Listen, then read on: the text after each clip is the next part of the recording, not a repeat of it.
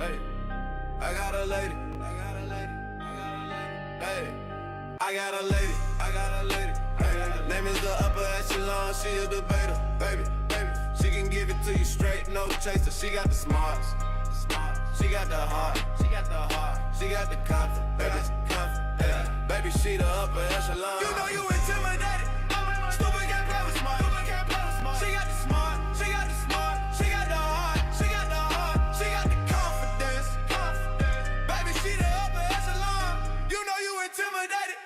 Stupid can't play with smart. Stupid can't play with smart. Stupid can't play with smart. Stupid can't play with smart. Stupid can't play with smart. Stupid can't play with smart. Stupid can't play with smart. Stupid can't play with smart. Stupid can't play with smart. Stupid can't play with smart. Stupid can't play with smart. Stupid can't play with smart. Stupid can't play with smart. Stupid can't play with smart. Stupid can't play with smart. Stupid can't play with smart. Stupid can't play with smart.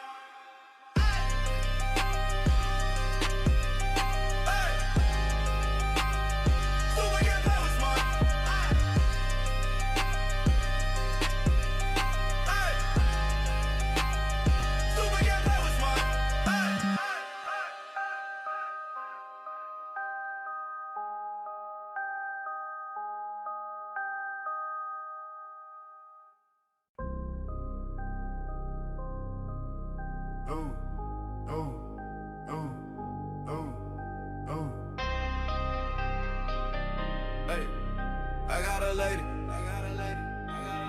Hey, I got a lady. Hey, name is the upper echelon. She a debater, baby. She can give it to you straight, no chaser. She got the smarts. She got the heart. She got the confidence, baby. Baby, she the upper echelon. You know you intimidated. Stupid can't play with smart. She got the smart. She got the heart. She got the confidence. Baby, she the upper echelon. You know you intimidated. Stupid can't play with smart. Stupid can't play with smart. Stupid can't play with smart. Stupid can't play with smart. Stupid can't play with smart. Stupid can't play with smart. Stupid can't play with smart. Stupid can't play with smart. Stupid can't play with smart. Stupid can't play with smart. Stupid can't play with smart. Stupid can't play with smart. Stupid can't play with smart. Stupid can't play with smart. Stupid can't play with smart. Stupid can't play with smart. Stupid can't play with smart.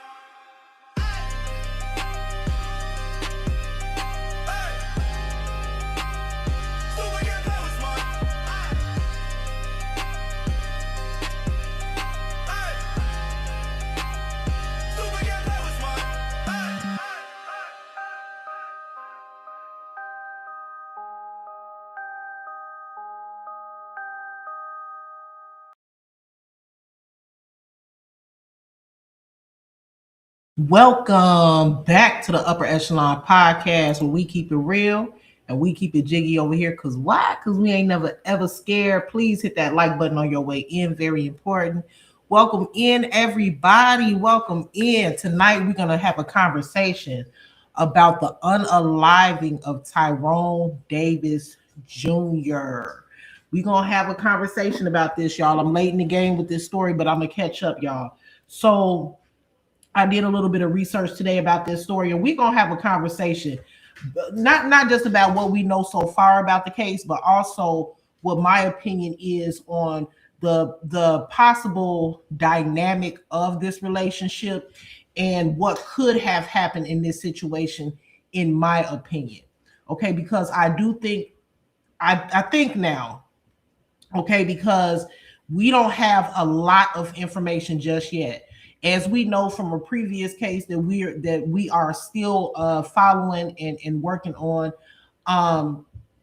there are certain things that do have to come out for us to formulate a well-rounded synopsis about what's going on in this case. Now, I have looked at different content creators, listened to a couple of things that they've said regarding Tyrone Davis Jr. For the people that are new to this story, I am going to break it down from the beginning, okay? I'm not going to jump in it as if you guys know exactly what's going on with the story, because I can't just assume, right?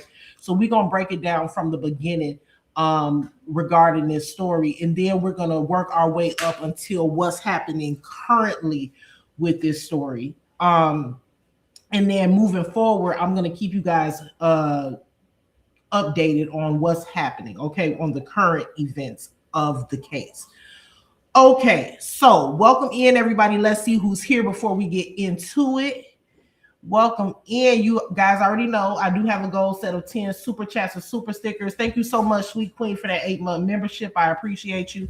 If you want to support my channel or tip me in any way, there is a super chat goal at the top. Don't forget to also like, please. Okay, so I'm gonna read the pinned message, okay, because I am gonna drop my link as well because I want to hear what you guys have to say. Join the conversation tonight. You guys can ask questions, share your thoughts about the topic today, but please remember to keep it respectful. Try to keep the language as clean as possible in the chat so that everybody can properly enjoy the discussion. What's going on, Sweet Queen? My moderator, Becca Cry, welcome in. T Mill, welcome in. Nicola, welcome in. Tyrese. Thank you, Terry Dow, for that disclaimer under Section 107 of the Copyright Act of 1976. Allowance is made for fair use for purposes such as criticism, comment, news reporting, teaching, scholarship, and research. Welcome in, K Brown. Hey, Creisha. Hey, Came to Live. Hey, Malish. Sabi. My Piece. D&D My Piece is a moderator, but you must have changed your name because I've never... D&D? Do Not Disturb My Peace. I recognize you, but I didn't know you was a moderator. Okay. Well, welcome my other moderator. Hey, Joanne, you changed me. Gigi, hey, Love Cat. What's going on, Tanisha, Doris, Twin Mommy, Treasure Life, D71, Joanne. Oh, Joanne, thank you for that Cash App that you sent the other day. I appreciate that. I didn't get a chance to catch it before I got off my live stream, so I appreciate that. Hey, Raquel, Purple Paradox, Sweet Peaches, Teresa Frazier, Deborah, welcome in. So Pretty Germ, welcome in. Teal, did I say that right? T Lady, Roz, Lisa Smith. What's going on, Rich? I said hey to Roz. I am that somebody, Boogie Bella.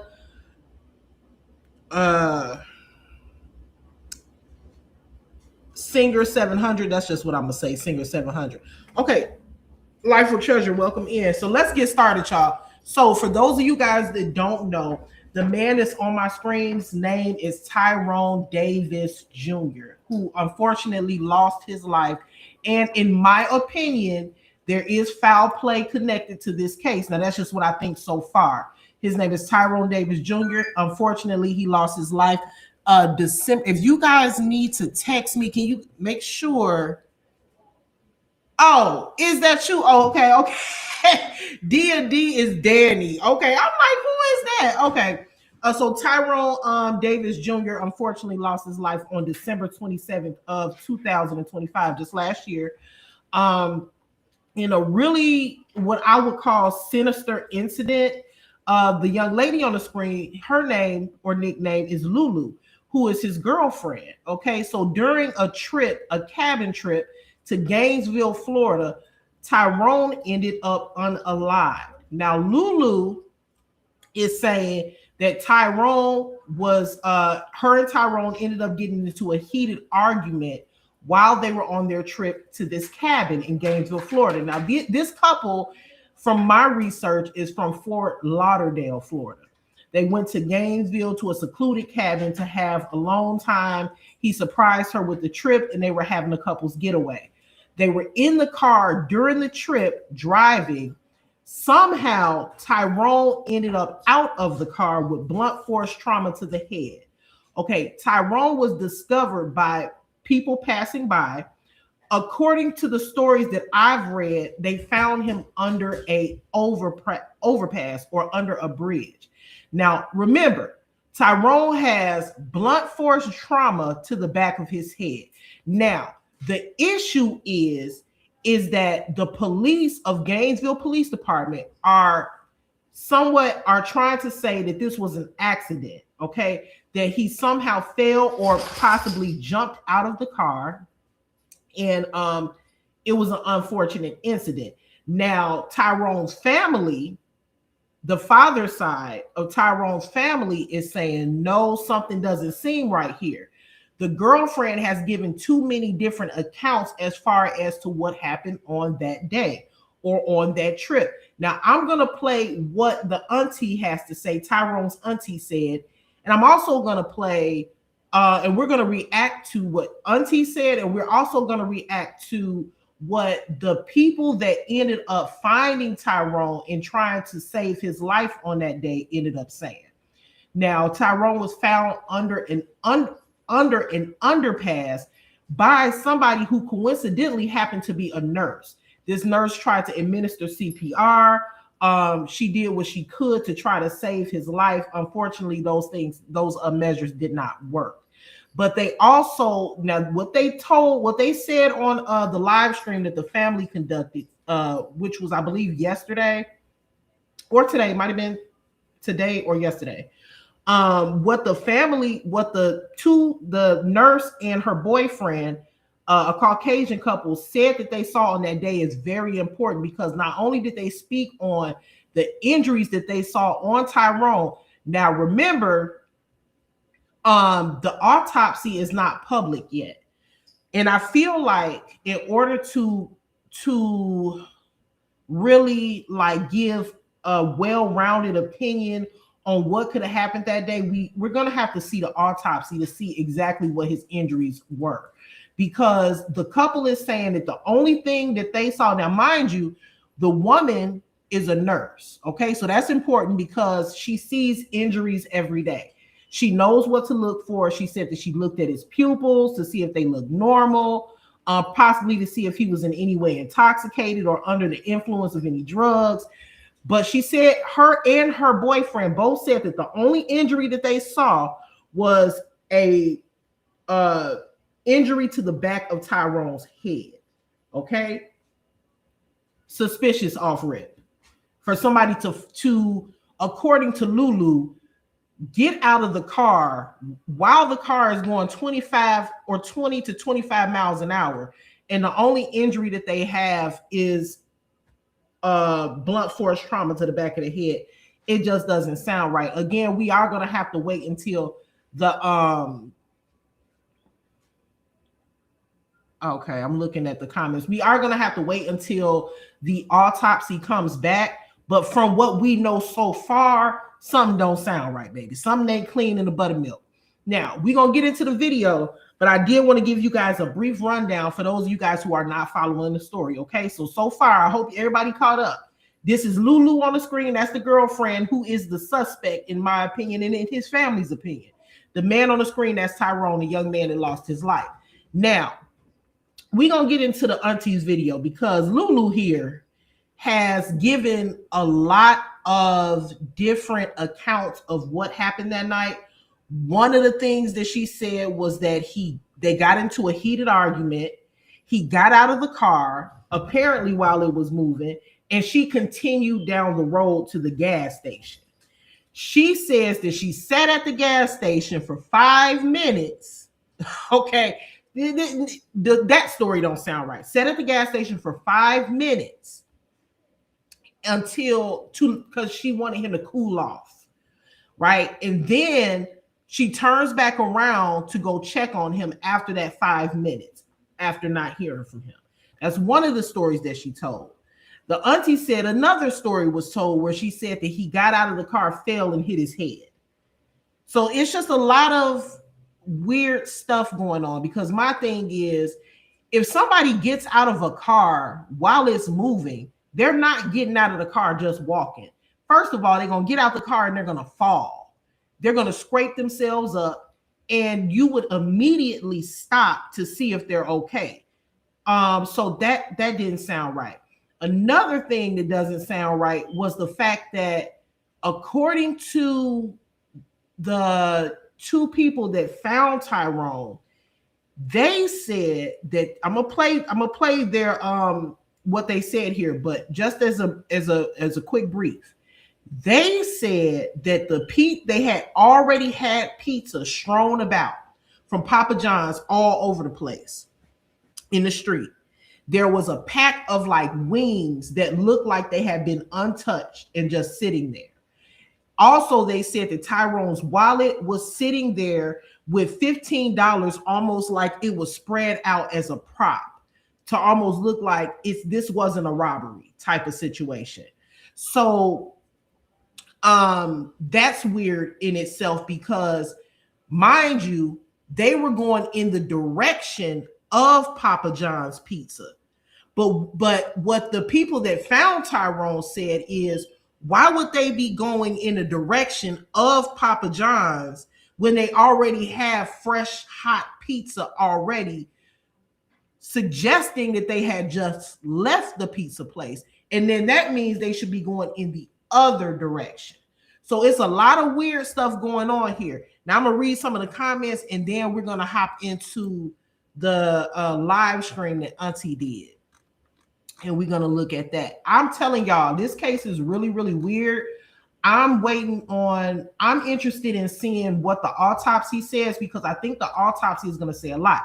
Also, from what I heard, from what I researched, the Gainesville Police Department has not yet reached out to the two people that found Tyrone. Now, y'all correct me if I'm wrong, but from what I listened to, it seems I don't know if the couple, I have to go, we're going to listen to it together. But from what I listened to, I think they said that they saw Lulu and Tyrone driving before they found Tyrone. Now, correct me in the chat for those of you guys who've been following longer than I have. And said that her hazards were on or something like that. But anyway, we're going to go back and listen to it. But let me look at some of these comments, and then we're going to get into the video, y'all, because this is crazy. Lisa said, I've been watching this story closely. Glad you're covering this story up. I've had a lot of well, I ain't gonna say a lot, but I've had a couple of people reach out to me and ask me my opinion on the story. And I said, well, let me, look into it a little bit. I've looked into it a little bit here and there, but I did a little bit more research today, and this story is very, very sinister. That's the word that I'm going to use for it. Glad you're picking up this story. Thank you. Want to get caught up? I'm confused. A lot of foul play. Thank you, Danny. Oh, thank you, Miss D, for that super chat, super sticker. I appreciate you. Girly with no apology says, thank you for speaking up about this case, Upper. No problem. Thank you guys for being here listening. Okay, I thought the argument came after the trip.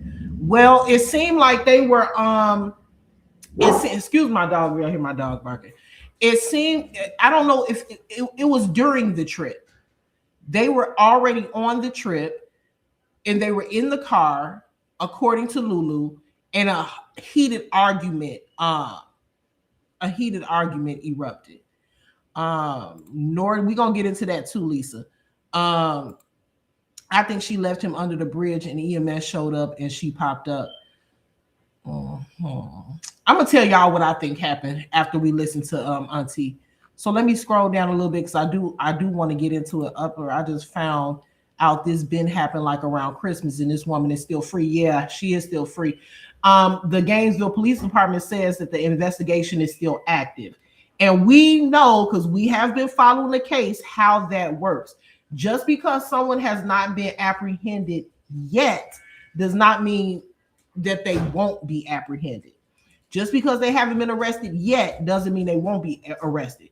With situations, okay, we're going to get into the video, but let me just say this. With situations like this one, and when I say like this one, I'm talking about situations where there's no witnesses of the actual event. One of the parties is deceased, and the party that could be a suspect is claiming that they don't know what happened.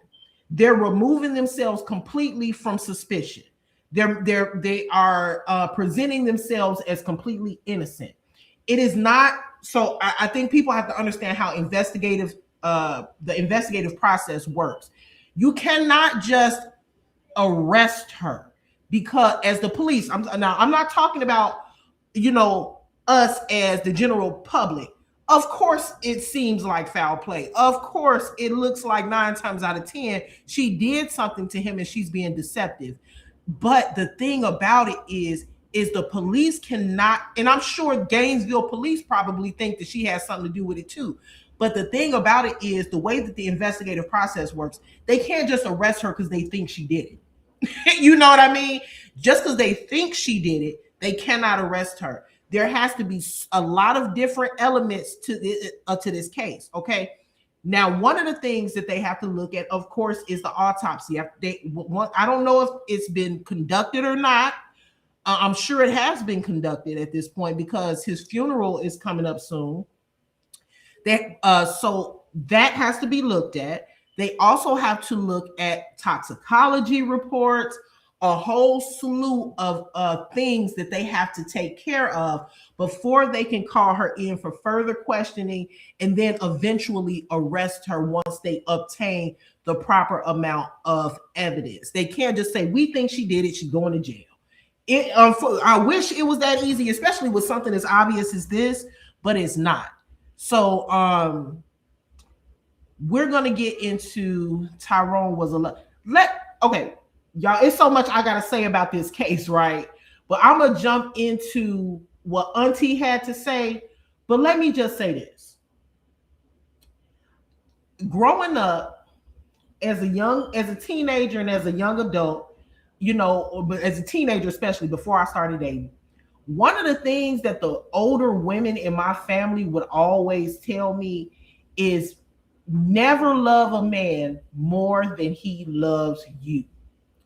I mean, that's something that I was just raised to believe. And I was like, I used to always be like, huh? You know what I mean? Like, well, why do you say it? Because I want to be just as in love. I want to be over in love. You know what I mean? I don't want to be with somebody that I'm not like super duper duper in love with. I want to be infatuated. As you know, that was my mindset. But I was taught very different. And I still have my opinion on that. But I was taught that a man should be more infatuated with you than you are with him. And in this situation, from the footage that I've seen on social media, from the whole dynamic, that the way it was presented anyway to social media, it seemed that he was enthralled with her. I mean, like overly in love with her. That's what it seemed. Now we know that people can present one way on social media, and then off of social media, it could be something totally different. But from what I saw, and that doesn't mean that their relationship was perfect, because I also heard that they took a trip earlier last year in 2025 to Miami, where there was some domestic situations going on where Lulu allegedly was the aggressor. Now we'll get into that later on in a different live stream. But it seemed that he was overly, to the point where it actually seemed very much cringe.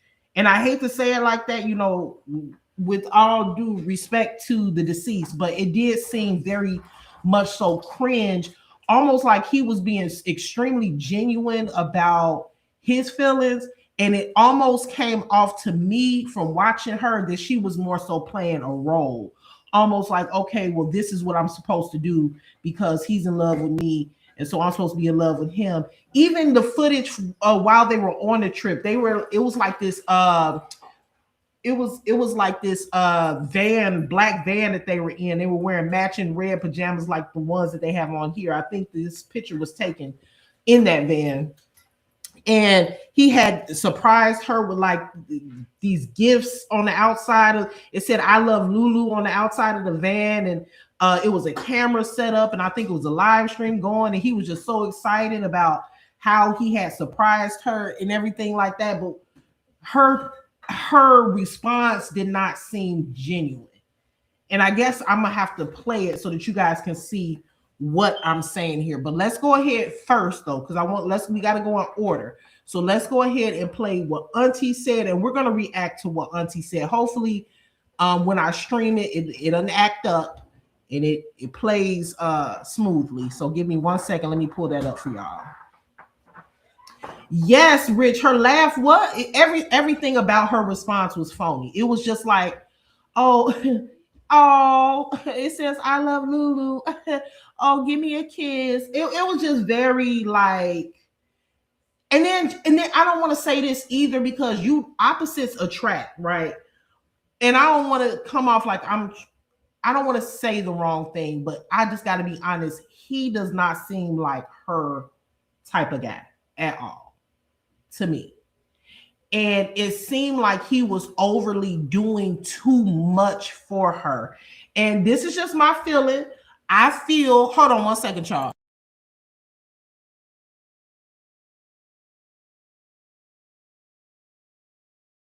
Now this is just, you guys, I'm just, like I said, opposites attract all the time, but I do want to say that it seemed like he was overly compensating for something. I believe, and I could be reading too deep into it, but I'm a blogger, I'm a content creator. I'm gonna give my opinion, baby. Whether it's proven fact or not, this is just how I feel.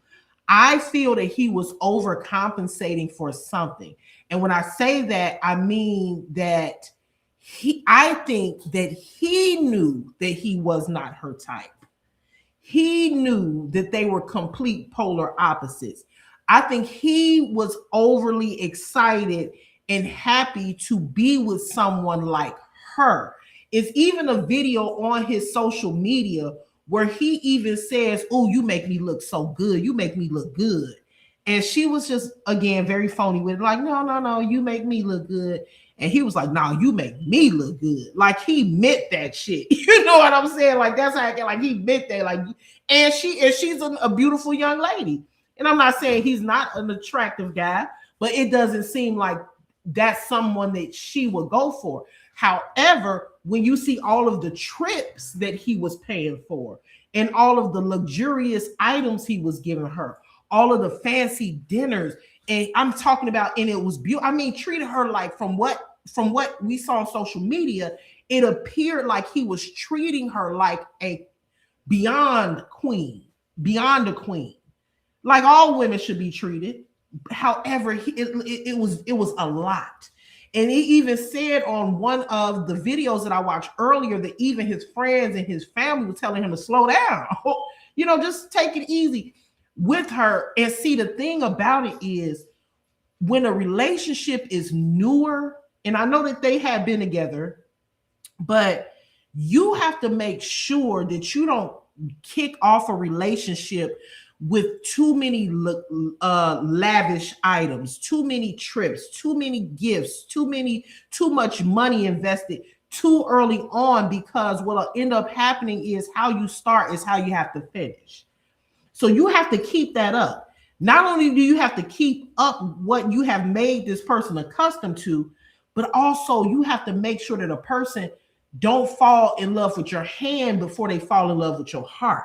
So you making her fall. And I'm not saying that he did anything wrong, because like I said, it seemed like he was enthralled with her. Like he was deeply, I'm to the point where they went on a date.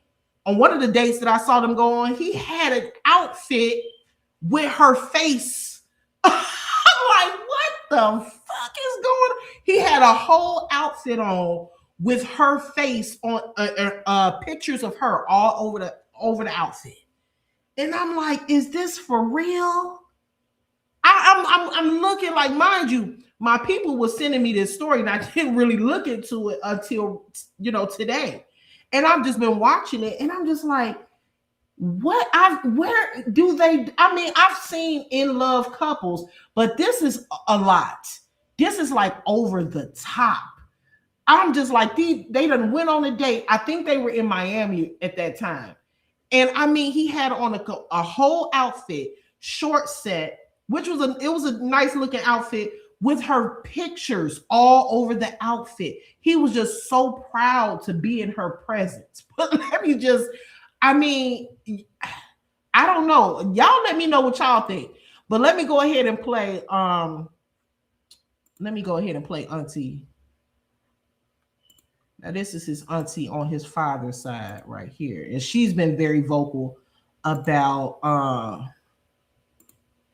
the case. Let's see if I can pull this up. Where is it?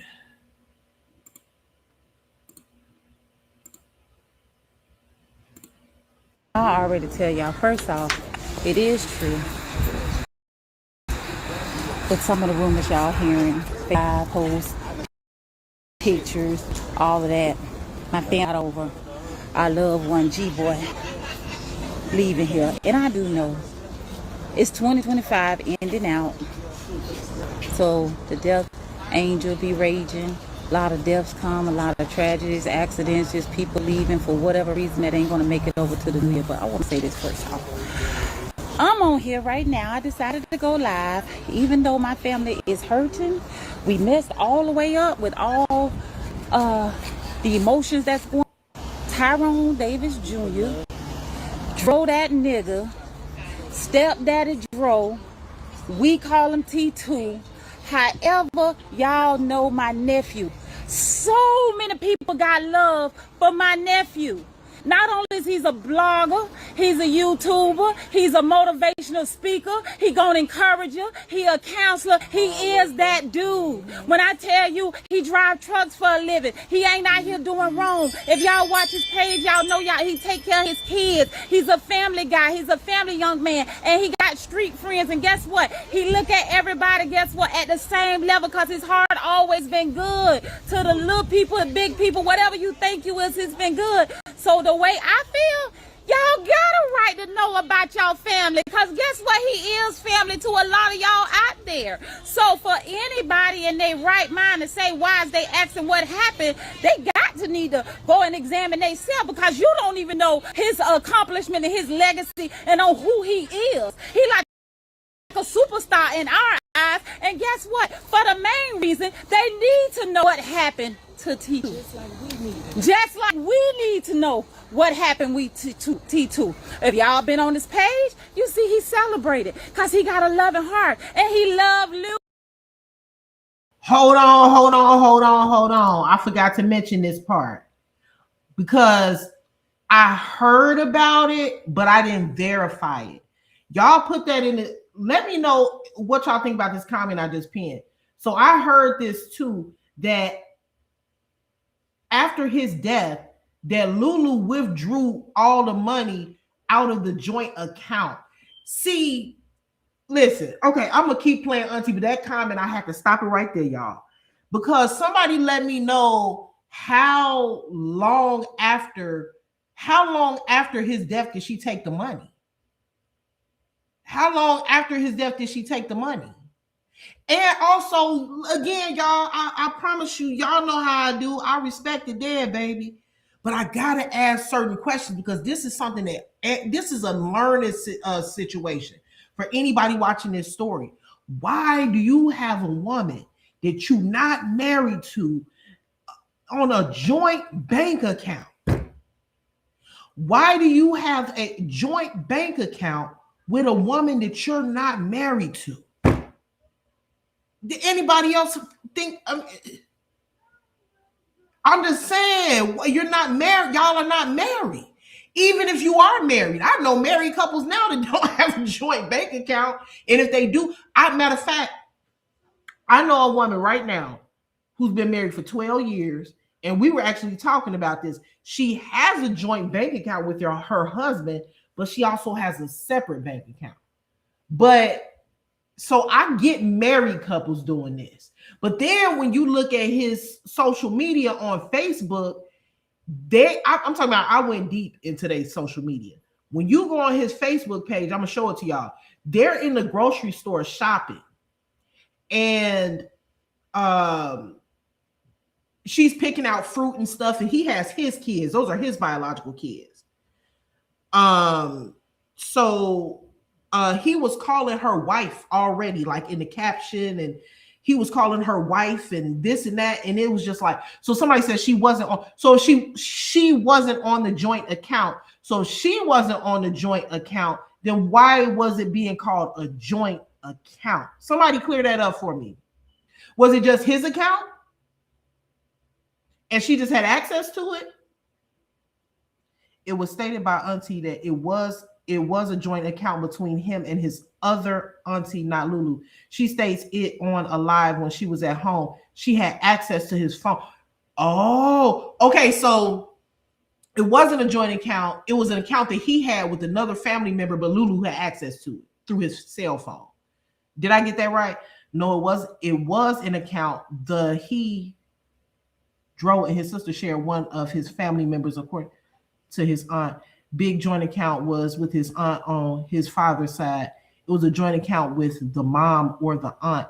Wait a minute. Okay, so I'm gonna move back into what the auntie is saying, but hold on, y'all, hold on, because I'm finna drop the link in a minute. So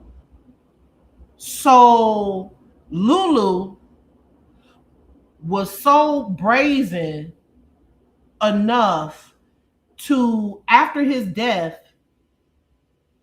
go into a bank account that her name was not on and take the money out of the account, knowing that his family member would see that the money was gone.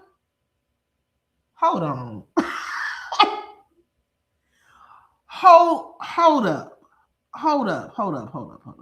She wasn't supposed to have access to the bank account, but she used his phone to send it to herself. After his death, though, Nay Graham maybe had his pen, his mother. He had 3 phones and was found with one on him, per the witness that stopped to help him. Yeah, I heard that. The joint account was not. I got that part, Virtuous. So wait a minute. Hold on, y'all, because that part right, that just blew me away. That blew me away. So she was so bold to, and now correct me if I'm wrong, after his death, after he died, she used one of his cell phones, knowing that it was a joint account with another family member, and sent herself all of his money, knowing that the family member was seated, that she took it. Within 24 hours, she did it before the family was notified. She did it before the family was. I heard that. We're gonna get into that, Nagram, too. This case is deep. This case is a lot, y'all, because from what I understand, y'all can correct me. From what I understand, DRO, which is Tyrone, died on Saturday, but the family wasn't notified until Sunday, the following day. Is that correct? Yes, Upper, you're correct. That's what the auntie stated. After his death, she took the money. It was his and his aunt account. It was not her account. So he died on Saturday. The family wasn't notified until Sunday. And from what I heard, she didn't notify the family. The hospital notified the family. But let me go ahead and play. Let me play the auntie, and then we're gonna play the auntie first.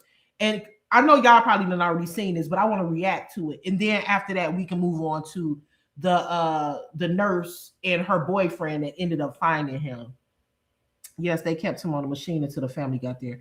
Wait, wasn't they making money on social media together? Yes, the account was it. This is crazy. What do till the grounds come home and the cows come home. And one thing I can say, he enjoyed her. He had celebrated with a good heart, gifts and loving and just doing things out the ordinary, unusual things to make her happy. Now I'm gonna tell y'all this. For one, he was in that cabin all week till Saturday. So this is what we got. We only can tell you what we got. Y'all need to know. Y'all need to let us know what y'all think. Okay, he was in a cabin on Saturday about 4, 5 o'clock that afternoon. The Lulu chick said that, guess what? She was riding in the car with him. They got into a disagreement, and he told her to let him out. Now, I know she probably loved my nephew. I do know my nephew really loved her unconditionally. But let me tell y'all out here, whether she loved him, he loved her. It's a thin line between love and hate. It's a real thin line. So for one, if he told you to let him out the car and your message was you pulled on the side of the road and let him out the car and you pulled off and left my nephew in Gainesville, somewhere you and him the only ones there, no family, no people, no nothing. You left my nephew and you said you drove up to a gas station 5 minutes to wait. Maybe he needed to cool off. Maybe he needed to Don't nothing about that shit sound right. Don't nothing about that sound right. Nothing about it sounds right. Nothing. He wanted, first of all, when we get to the witnesses, or the people that found, not witnesses, the people that ended up finding him, they said that once they got once they found him, there was pizza all over the place, fresh pizza, chicken wings. They had just came from Papa John's, but she headed back towards in that direction. My thing is, if he just wanted to get out of the car to cool off, why the hell he taking all the food? So I'm enraged, and I'm about to get out the car because me and my girl arguing. But I'm not gonna forget this pizza. Do that? What the fuck? First of all, it sounded to me. I'm gonna tell y'all what it sounded like to me. Y'all tell me what y'all think. I do think they got into an argument, but I think, and I don't think he got out the car on his own. I think, and this is my opinion because we don't know, and we won't know until we see that autopsy report. But depending on how that autopsy come back, my opinion on how it happened is gonna be just like this. I think that she did something. I don't know, hit him in the back of the head with something. I think they got into an argument and she hit him. And I think that I think she was hitting him in the head or struck him with something. And because of that, maybe he tried to get away, but I think she hit him with something in the back of the head because the auntie said the skull, the trauma in the back of his head was so severe that fragments from his skull was towards the front of his skull. It had like literally moved towards the front of his skull. This is what she says in this video. And I think that she pushed him out the car or something like that. And you know what, y'all? I don't even think that it happened in the car. I don't even think it happened in the car. I don't think it happened in the car. I think that she did something to him possibly before they even got in the car. And I think she put him in the car because I'm gonna let y'all hear the witness. The people that found him said he was staggering, he was incoherent. Basically he was dying. And I think that she could have put him in the car after she hit him in the head, wherever they were at the cabin, put him in the car and drove him and put him under that bridge. I mean, that's just what I think. Now and what I think could change depending on how the story, more information comes out. But I think that she may have did something to him before he got into that car. Okay. I don't feel like she was on. I don't know. I hear that there's like this conspiracy about, I know she has like a twin brother and people are saying her twin brother is involved in it or whatever. I don't know how true that is because I haven't really researched that. Raquel, yep, I think the same. Was strange. And then the pizza thing, y'all. Said that the pizza was everywhere, but the wings were still in a box and not out of place. And neither was his money or anything like that. Malik said they was at the hotel. Okay, so it happened. I think it happened at the hotel, wherever they was before. Yes, I really do, y'all, because I got some questions for Gainesville police as well. Did you guys now y'all let me know because you guys know I'm new to the story. But from what I read, from what I'm reading and research, the family is not happy with the investigation or how Gainesville Police Department is investigating this. I want to know, like, did the Gainesville police, did they take her car into evidence? Did they take that vehicle into evidence? From what I heard, they haven't even questioned the people that found him yet. So I'm trying to figure out what type of investigation they're doing.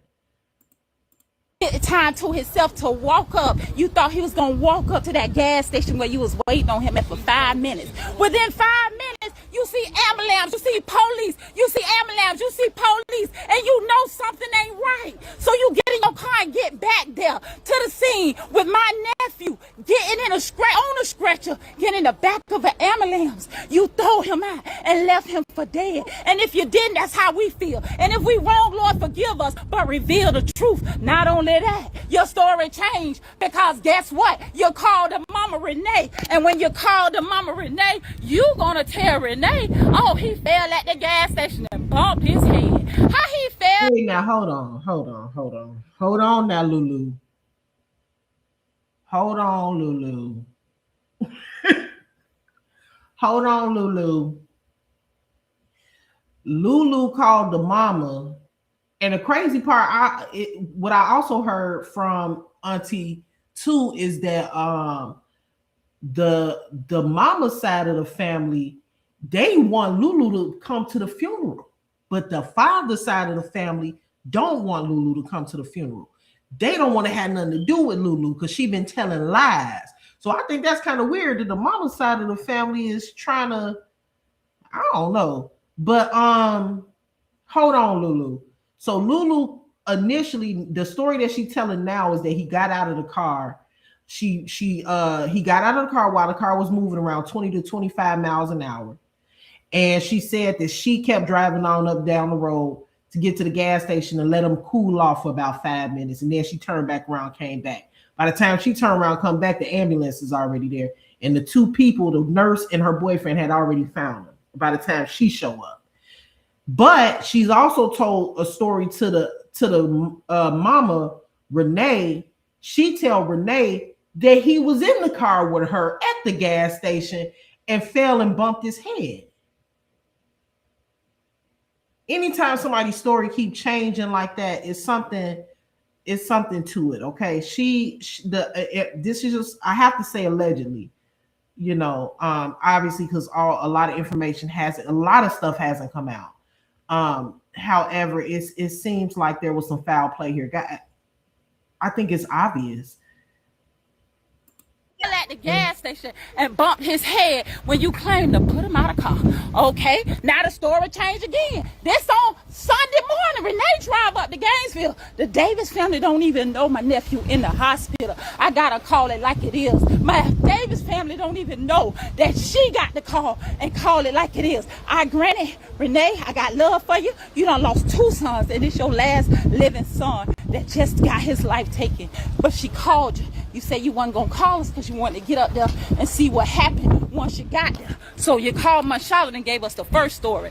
The girlfriend told you he fell and bumped his head. That's what you said. So when Aunt Charlotte got the call, she calling us in the Davis family to say, we got to take a drive and see what went on with my nephew. Guess what? I wasn't there.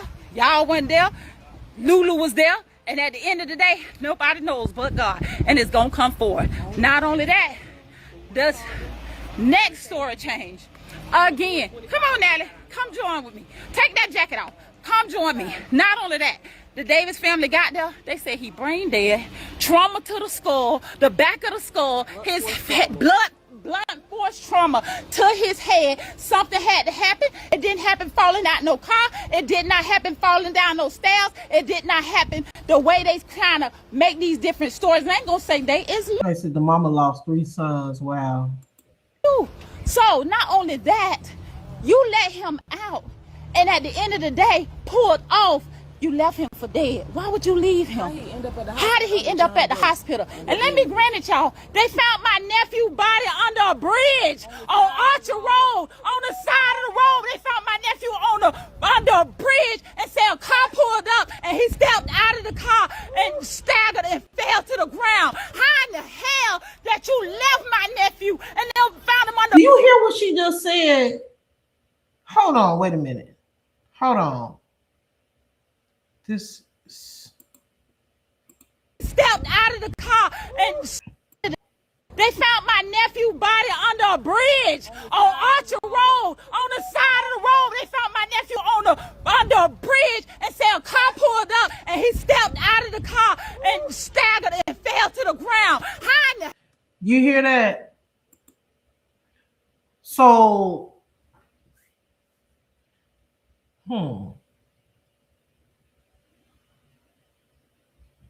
So this a minute. So she's saying that Lulu is saying that she drove with Tyrone in the car. They got into a heated argument. The car was going 20 to 25 miles an hour, and Tyrone got out of the car while the car was still moving. And she continued on down to the gas station. The auntie is saying that somebody, because she didn't say who, but she said they reported that the car wasn't moving. He got out of the car and stumbled and staggered away from the car.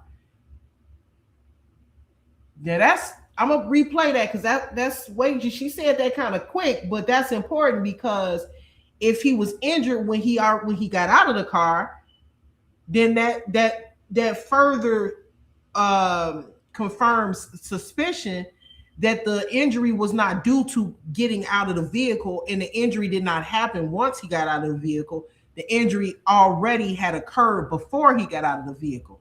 So when she says that, let me replay it. Hold on. What's this? 1655. 16. By under a bridge on Archer Road, on the side of the road. They found my nephew under a bridge and said a car pulled up and he stepped out of the car and staggered and fell to the ground. Who said? So, okay. In the hell that you left my nephew and then found him under a bridge when ain't nobody under the bridge, Lord God. You guilty for that alone. It's not coincidence. Let me tell you. I told y'all this incident, and what I believe that he was injured before he even got in the car. That's what I think. I mean, hey, that's just my opinion. I think that she busted him upside the head before they got in the car. This is what I think. And this is the auntie is saying that somebody reported that he got out of the car and he staggered once he got out of the car, and then he fell to the ground, staggered. Now, I did hear a report that a homeless gentleman saw him get out of the car. I did see that. I heard that.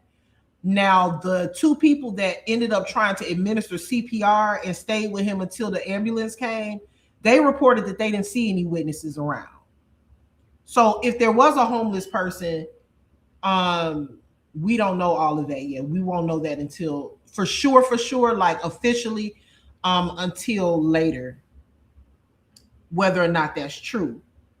But if that is true, this is what I think happened, because the people that administered the CPR also noted that they found it weird that Lulu would be headed back towards the pizza place instead of back towards instead of the other direction, because there was fresh hot pizza sprawled all on the ground and wings that had not yet been opened, meaning they had just left that direction.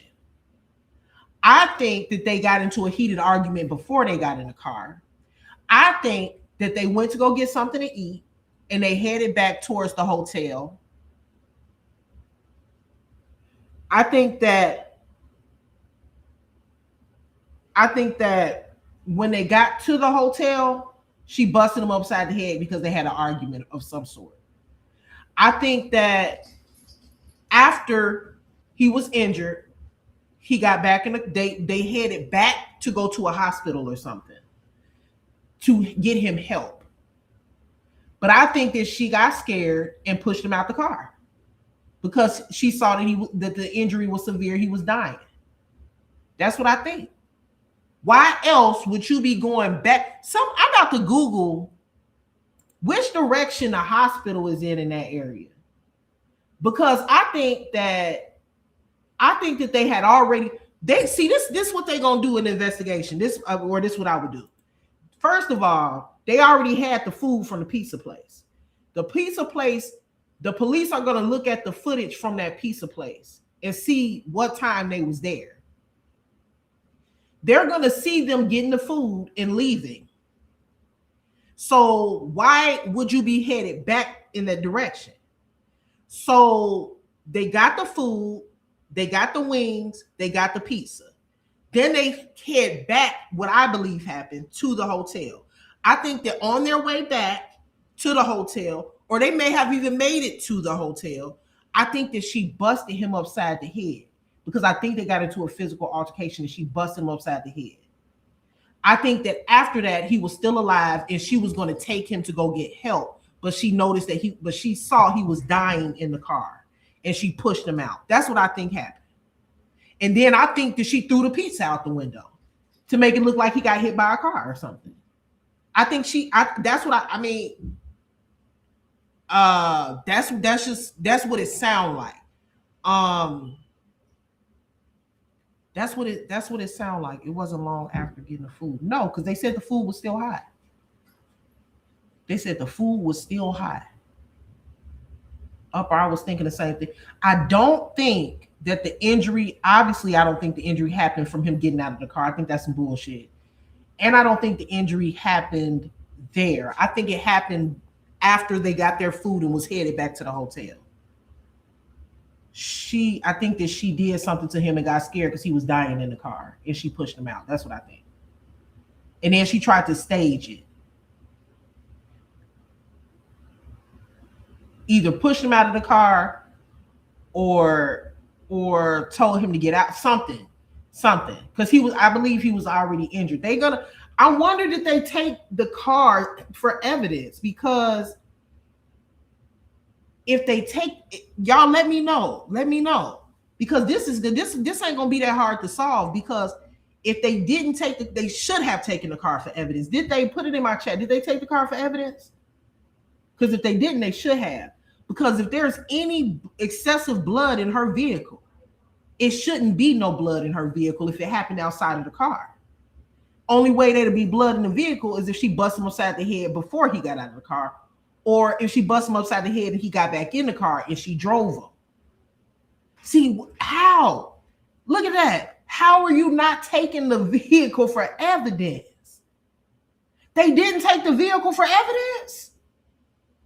Wow. I see why the family pissed off. They really not investigating, are they? Because now, since they didn't take her vehicle, she could have cleaned her vehicle out. It's really hard to get rid of blood, though, because you could bleach it, you could put ammonia on it, you could scrub it, but there is something in blood that is very different. I forget what it's called. I used to know what it's called, but I can't think of it now. There's something in blood that no matter what you do, you may not see it on the surface, but there's something, I forget what it's called. There's a chemical that they can put in her car, and they can it lights up like a highlighter. I forget the name of it, but they can find out whether it don't matter how good she cleaned the vehicle. If there's blood in that car, they're gonna find it. If there's blood in that car, they're gonna find it.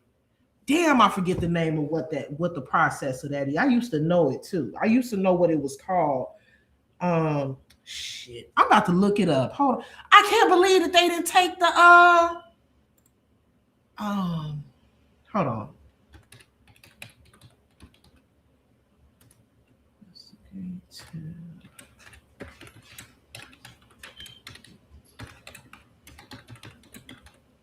Luminol. Thank you, Roz. Luminol. That's what it's called. And they put it in the car. They turn on a black light or some sort of light. And when they put that light on the chemical, it'll show you where the blood splatter is, even if they try to clean it up. Let's finish playing. But that's very shocking that they didn't take her vehicle into evidence. Shocking.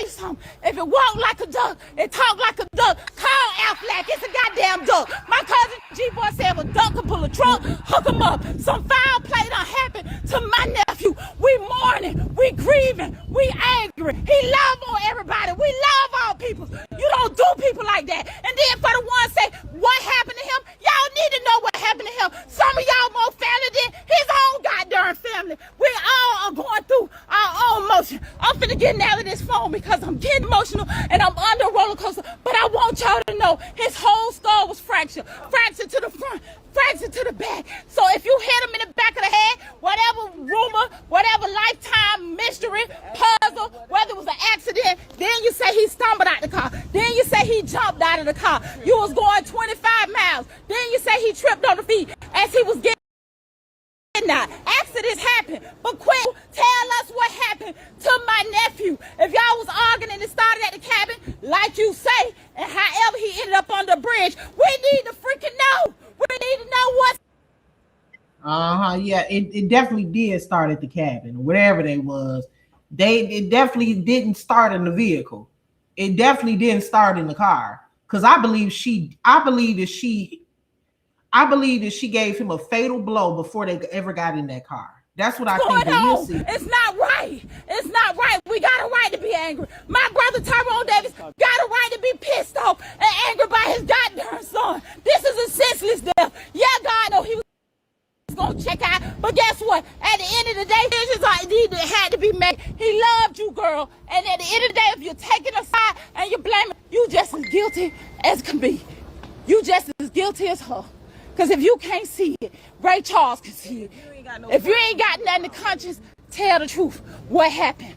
God gonna reveal the truth. Them detectives gonna build the truth. My family don't even wish no hate on you for death, but I'm gonna tell you, your ass gonna pay for what happened to my nephew. And whatever the truth is, it is gonna come out. It don't make no sense. Now let's tell them what they told y'all. Woo! Woo! Sister, you got it out. You got it out.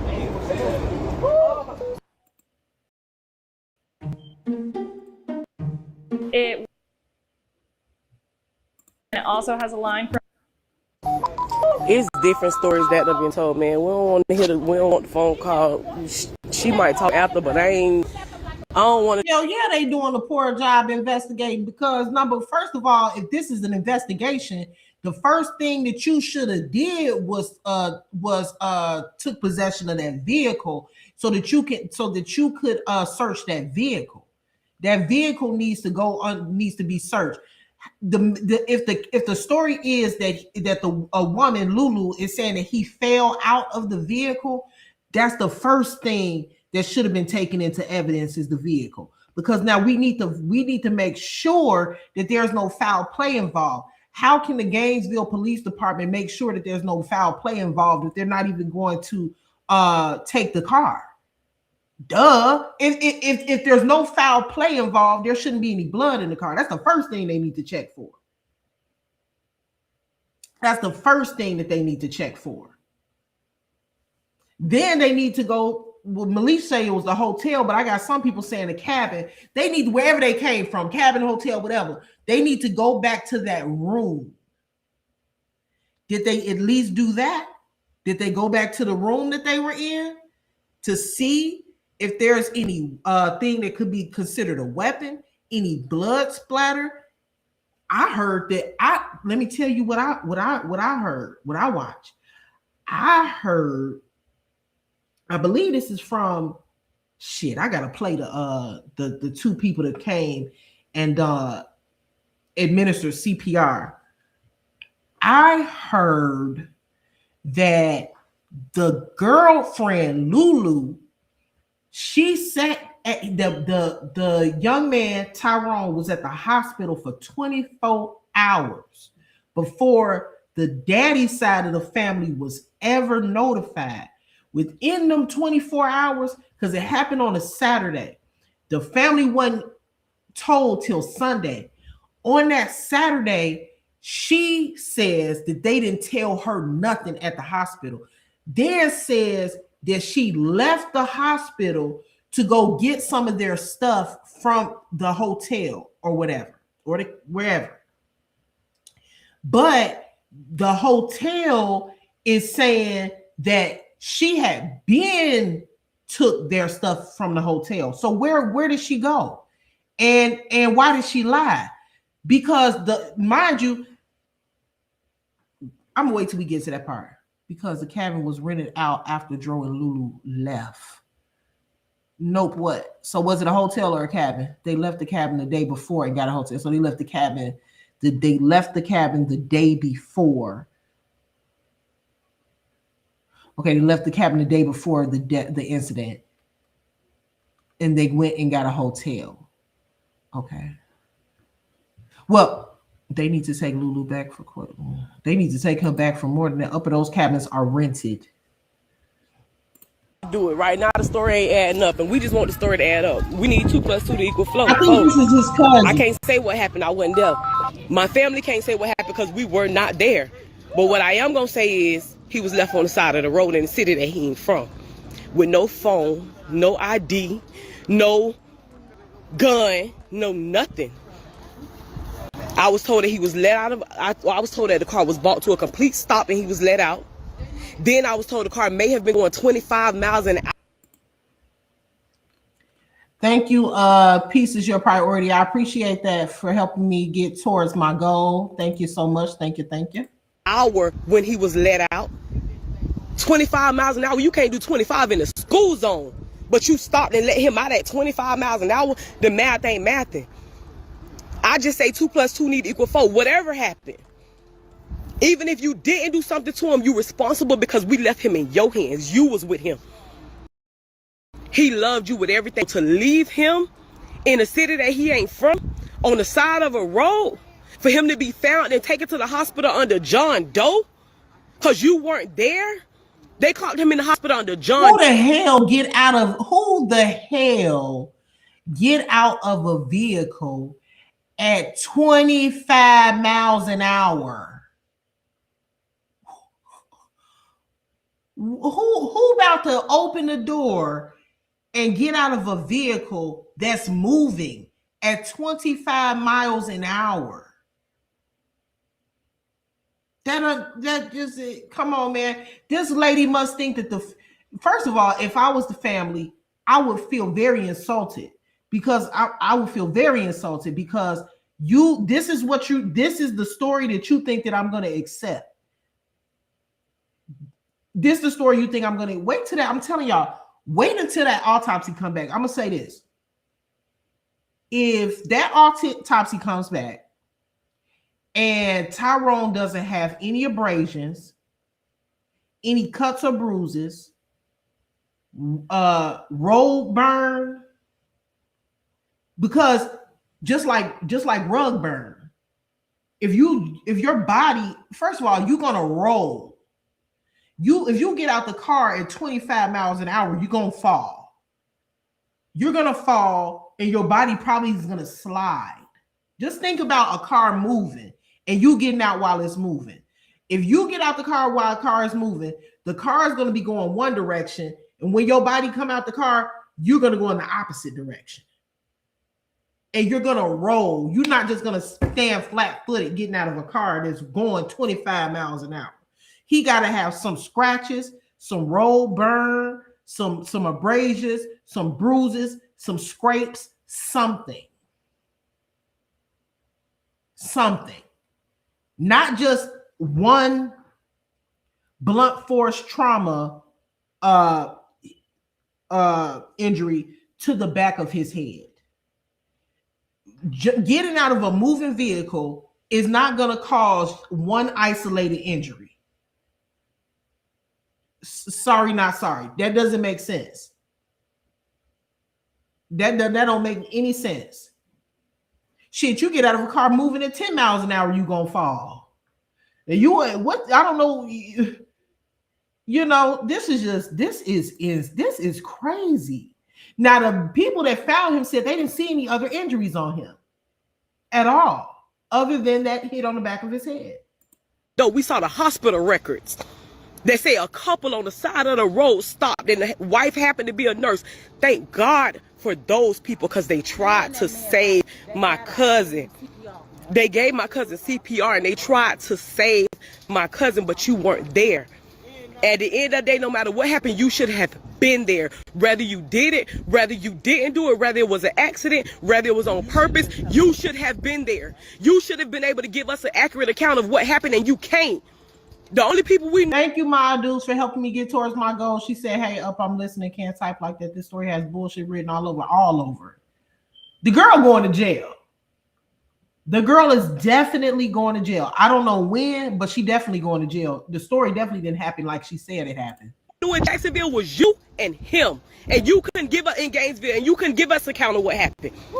So right now we going for what we know. You said everybody wrong for judging, everybody wrong for feeling some type of way. If something happened to the man I love, If I don't call nobody else, if I don't get in touch with nobody else, his family gonna hear from me before anybody. The hospital called his mama. You told me that. You didn't call his mama. You didn't call his daddy. You didn't call his grandma. Somebody in the chat said that she called the mama and that the hospital called the daddy. Now, I said earlier that from my understanding, she ain't called none of the family. That's what I'm hearing. That she didn't call anybody. So I did see somebody in the chat earlier say that she called the mom, but that's not what the cousin is saying. The cousin is saying that the hospital called the mom too. So let me know, y'all. Didn't call his auntie, bitch. You sat at the hospital for 24 motherfucking hours with them people not talking to you. You told me out your mouth them people wouldn't tell you nothing. So you sat there for an hour, for a day, and ain't let them people tell you nothing, and ain't called nobody who could have got the answers that were needed. You sat there for 24 hours. This happened on Saturday. On Sunday, the hospital called his mama, not you, the hospital. I'm gonna give it back to you, and let me back it up, y'all. Even in the midst of Renee going up there, and they make it to the hospital. This on Sunday now. The accident or whatever happened on Saturday at 5 o'clock. So now Renee find out Sunday morning she go to Gainesville. Marshala got the call, tell the family. They went in 6 carloads deep to Gainesville. Even in Gainesville at the hospital, she said she had to leave to go back to the cabin to get their belongings. So she left the hospital with the mama there before Davis could get up there and went back to the cabin. Yeah, Nola Bunny, I did hear her say that she called the aunt and gave the aunt 3 different stories, but when did she call the aunt? They're saying that Saturday. They're saying that none of the family was told anything on Saturday. So I know that she did call the aunt and tell the aunt a bunch of different stories. Well, she told the aunt a different story. She told the aunt that he fell at the gas station.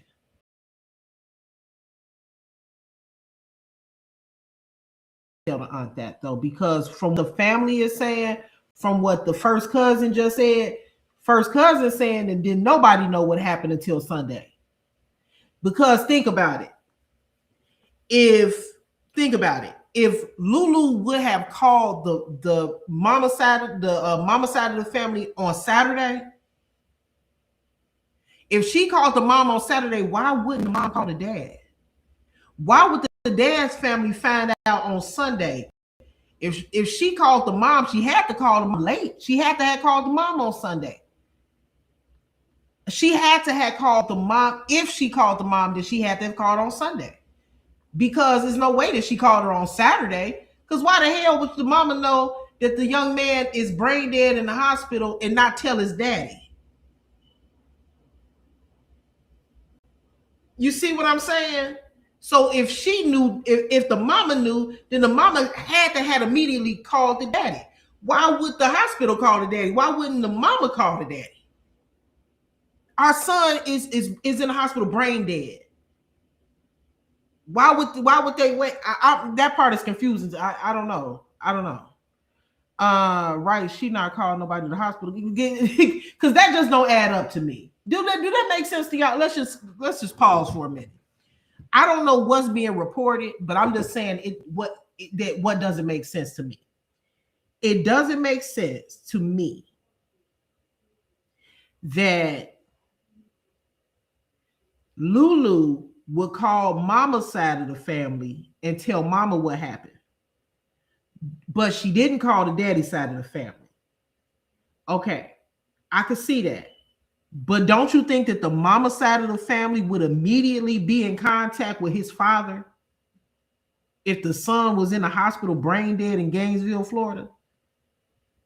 Do you think they wouldn't say shit at all and then wait for the hospital to call the daddy? That doesn't make sense at all, does it? That don't make sense, do it? So if the mama knew, the daddy had to know immediately after, because there's no way in the world that you have a child with somebody and they had gotten into a terrible accident in Gainesville, Florida, brain dead, hooked up to machines, and you don't call their father. Vice versa. That doesn't make sense to me. I don't understand that. Mama found out because so mama found out through Lulu, but daddy found out through the hospital. That don't make sense to me. Well, apparently, something they adding up in that part of the story. Get their stuff. My sister called the cabin man who rented it out, and what he said was he heard about an incident that happened in the cabin. Come on out here, I'll tell you about it. I don't want to Pause. You heard that? The guy that rented the cabin, that they rented the cabin from, said that he heard about an incident that happened at the cabin. I told y'all that this incident happened before he got in that car. I very strongly suspected that she hit him in the head before they got in that car. Hit him in the head before they got out the car. I mean, before they got in the car. That's what I believe.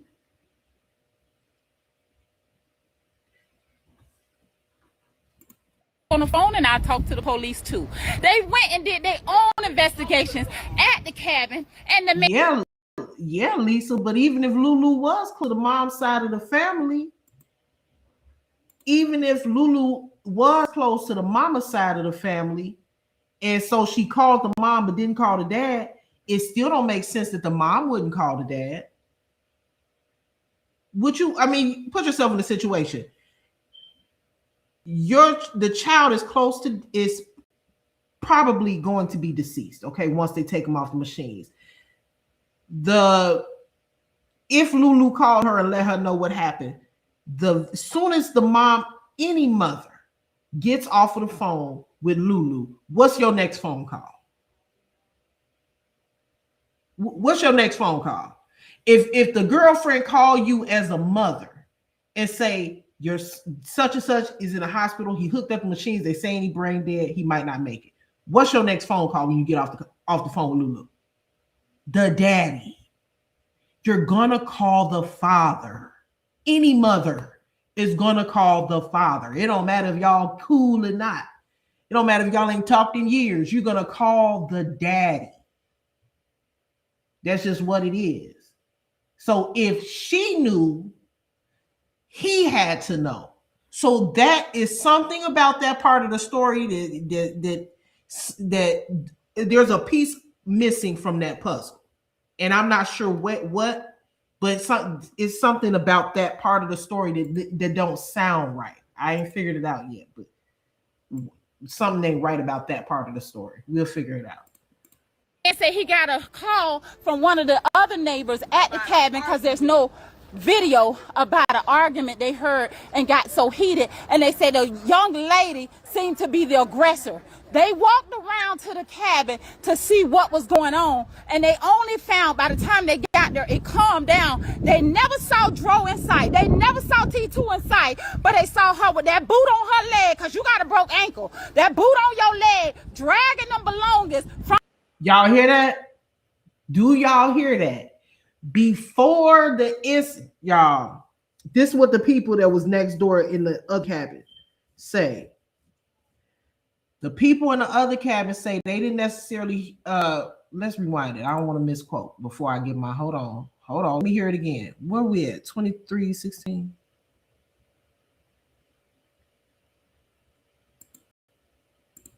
In sight. They never saw T2 in sight, but they saw her with that boot on her leg, because you got a broke ankle, that boot on your leg, dragging them belongings going on, and they only found by the time they video about an argument they heard and got so heated, and they said the young lady seemed to be the cabin, and the man said he got a call from one of the other neighbors at the cabin because there's no video about an argument they heard and got so heated, and they said the young lady seemed to be the aggressor.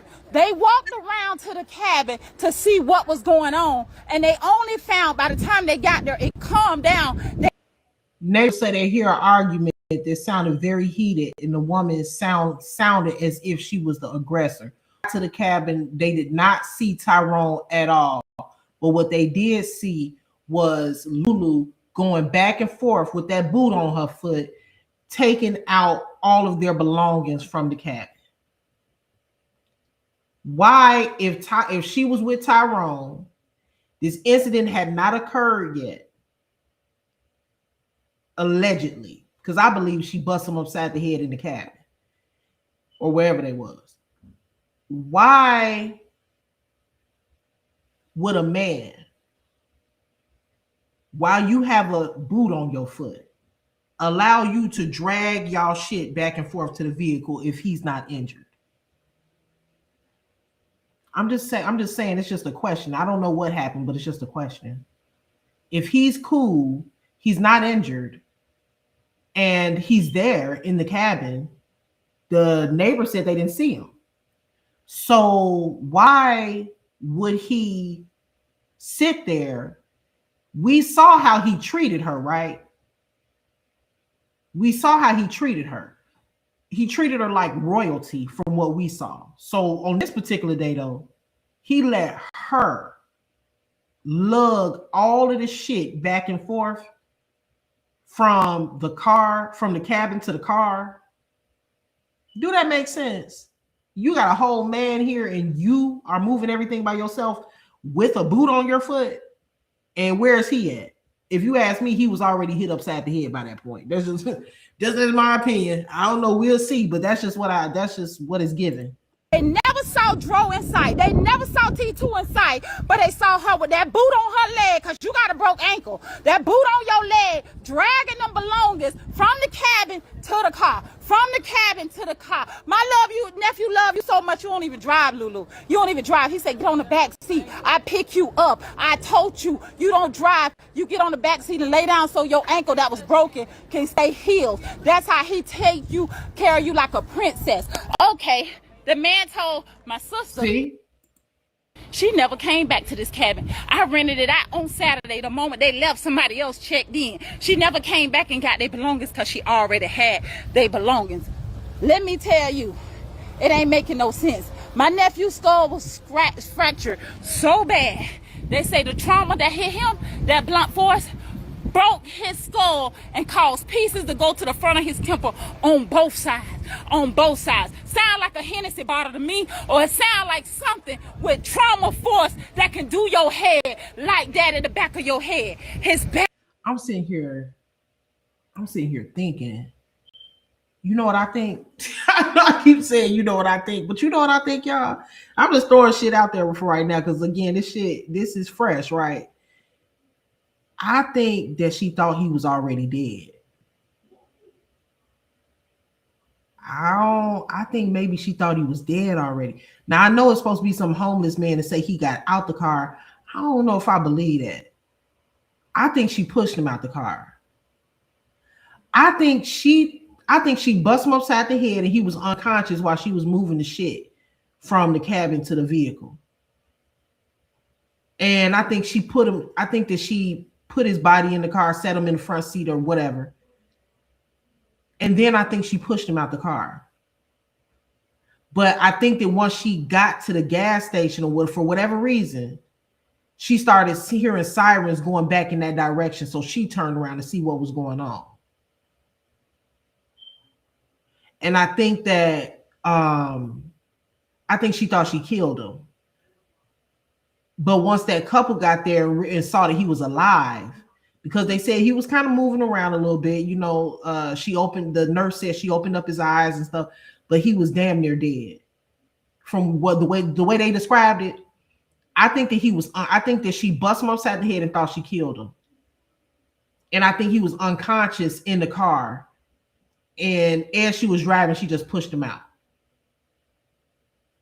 Or she pulled over and pushed him out. And I also think that she threw the pizza and shit outside of the car to make it look like he was hit by a car or something. I don't think she planned it. I believe, now this is what I think. I believe that they probably got into an argument, but she hit him and she thought she killed him. Well, she did, allegedly. But in that moment, she thought he was dead. I think she pushed him out the car. Because she wanted it to look like an accident. Back and his head. So let me tell you something. I don't know and I don't care. care who don't like my life or who got something to say about Tasha why you did that, because I needed to do that. At the end of the day, nobody ain't in her shoes. We getting attacked back to back. Yes, it is God will. Yes, it's already written. God know how he was gonna check out before he left here. But guess what? Somebody need to be held accountable for your actions. At the end. Allegedly, Lulu first said that she let Tyrone out of the vehicle. I don't want to play that part. I do want to show y'all this though. Hold on. Now this is a comment that Lulu made. This looked like maybe Instagram or something. But somebody named Blame Shy on Instagram wrote, it looked like Instagram anyway, something is off. Watching after the fact, she looks like she loves him. And then she responded, KD, that's Lulu, I do love him with all of my heart. His death was an accident outside of either one of our control. Yeah, I bitch. I just don't believe it. This is just not sounding right. She's walking back. Okay, so I obviously don't know exactly what happened. I'm just giving us my scenario, what I believe. But when you look at all of the elements, and this is what I did with the Romika Meeks case. I mean, the thing about it is when you're looking at a case like this, is a lot of people look at, oh, well, we don't have all of the facts. But I don't look at it like that. I look at, we may not have all of the facts, but we can formulate a synopsis or certain scenarios based off of what we do know. Now, I always say that, like when looking at a case like this, I think it's more important to focus on what you do know versus what you don't know. And as things start to accumulate, you can add those things on to what you already know. I know 6 things to be for sure about this case. Okay, now this stuff has come back. Now I have 10 things I know for sure. And as you start to collect those different facts, it's almost like a puzzle being put together. So from what do we know, you guys? What are some things that we do know about this case that seem sinister or suspect? One thing we know is that, and we're going to play the witnesses, the people that found him as well. One thing that we know is that she was moving their items from the cabin to the car by herself, injured allegedly, which is strange. The neighbors at the neighboring cabin didn't see anything, but they said they heard what sounded to be like an altercation, but it sounded like Lulu was the aggressor, and they never saw Tyrone ever. And this is before his death. They didn't see him, and she was moving things on her own. Another thing, there was allegedly a homeless man who witnessed Tyrone getting out of the car and collapsing.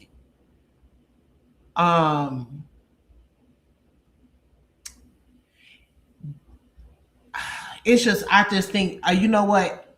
I think that the family needs to file a lawsuit against the Gainesville Police Department in the city of Gainesville, because first of all, the case is not being handled properly already. There's no way in the world that this girl, I understand why she hasn't been arrested yet, y'all. And I understand why the investigation is still active. That makes sense. But what doesn't make sense is that they would not have taken her vehicle and in as evidence. That's the first thing that they should have done. They should have taken her vehicle in as evidence. They can't arrest her, but they could have held her for, I forget how long you can hold somebody, but I would have held her and I would have taken her clothing as evidence. There's a lot of things that I think that they didn't take this case seriously, because I think that's pretty obvious. This is a southern state. They're in Gainesville, Florida, a Black couple. They probably think that they got into heated. The young lady Lulu is saying they got into a heated argument. The police probably looking at it like two young black kids, regular DV situation. He got out the car, made the wrong decision, and unfortunately it was an accident. They don't care. It sounds like that's what it sounds like to me. Like they could care less. But I'm glad that, see, what I'm about to play now is, now the family protested, and the two people who were trying to help Tyrone, the ones that found him up under that bridge or overpass, whatever you want to call it, they were also at that protest, and they gave a lot of information to and I really hope, and see, this is the type of thing that's going to put pressure on the police to do their damn job, because some of the things that they said, y'all gonna hear it. One of the things they said is that when Lulu pulled back up, remember, Lulu left him and drove to the gas station. By the time Lulu came back that way, the ambulance was there, and the two people that found him were there. The boyfriend of the nurse said that when he said normally, if you know your loved one is in the middle of the road injured, or you know that something is wrong, they're bleeding, whatever, you're going to be hysterical. He said she got out of her car, she talked to the ambulance, and she said she wasn't concerned about Tyrone. She was concerned about clearing her name and making sure that she wouldn't be considered a suspect. That's not normal behavior. That's not normal behavior. You, for you're somebody that you're supposed to be in love with, y'all in love and all of this, and you know, y'all just got into a disagreement, and he just happened to get out the car, and you come back and he's, you know, pretty much gone. You would think that her reaction would be hysterical, and she wasn't, according to the witnesses, or according to the two people that found him. Oh, yeah. How are you guys?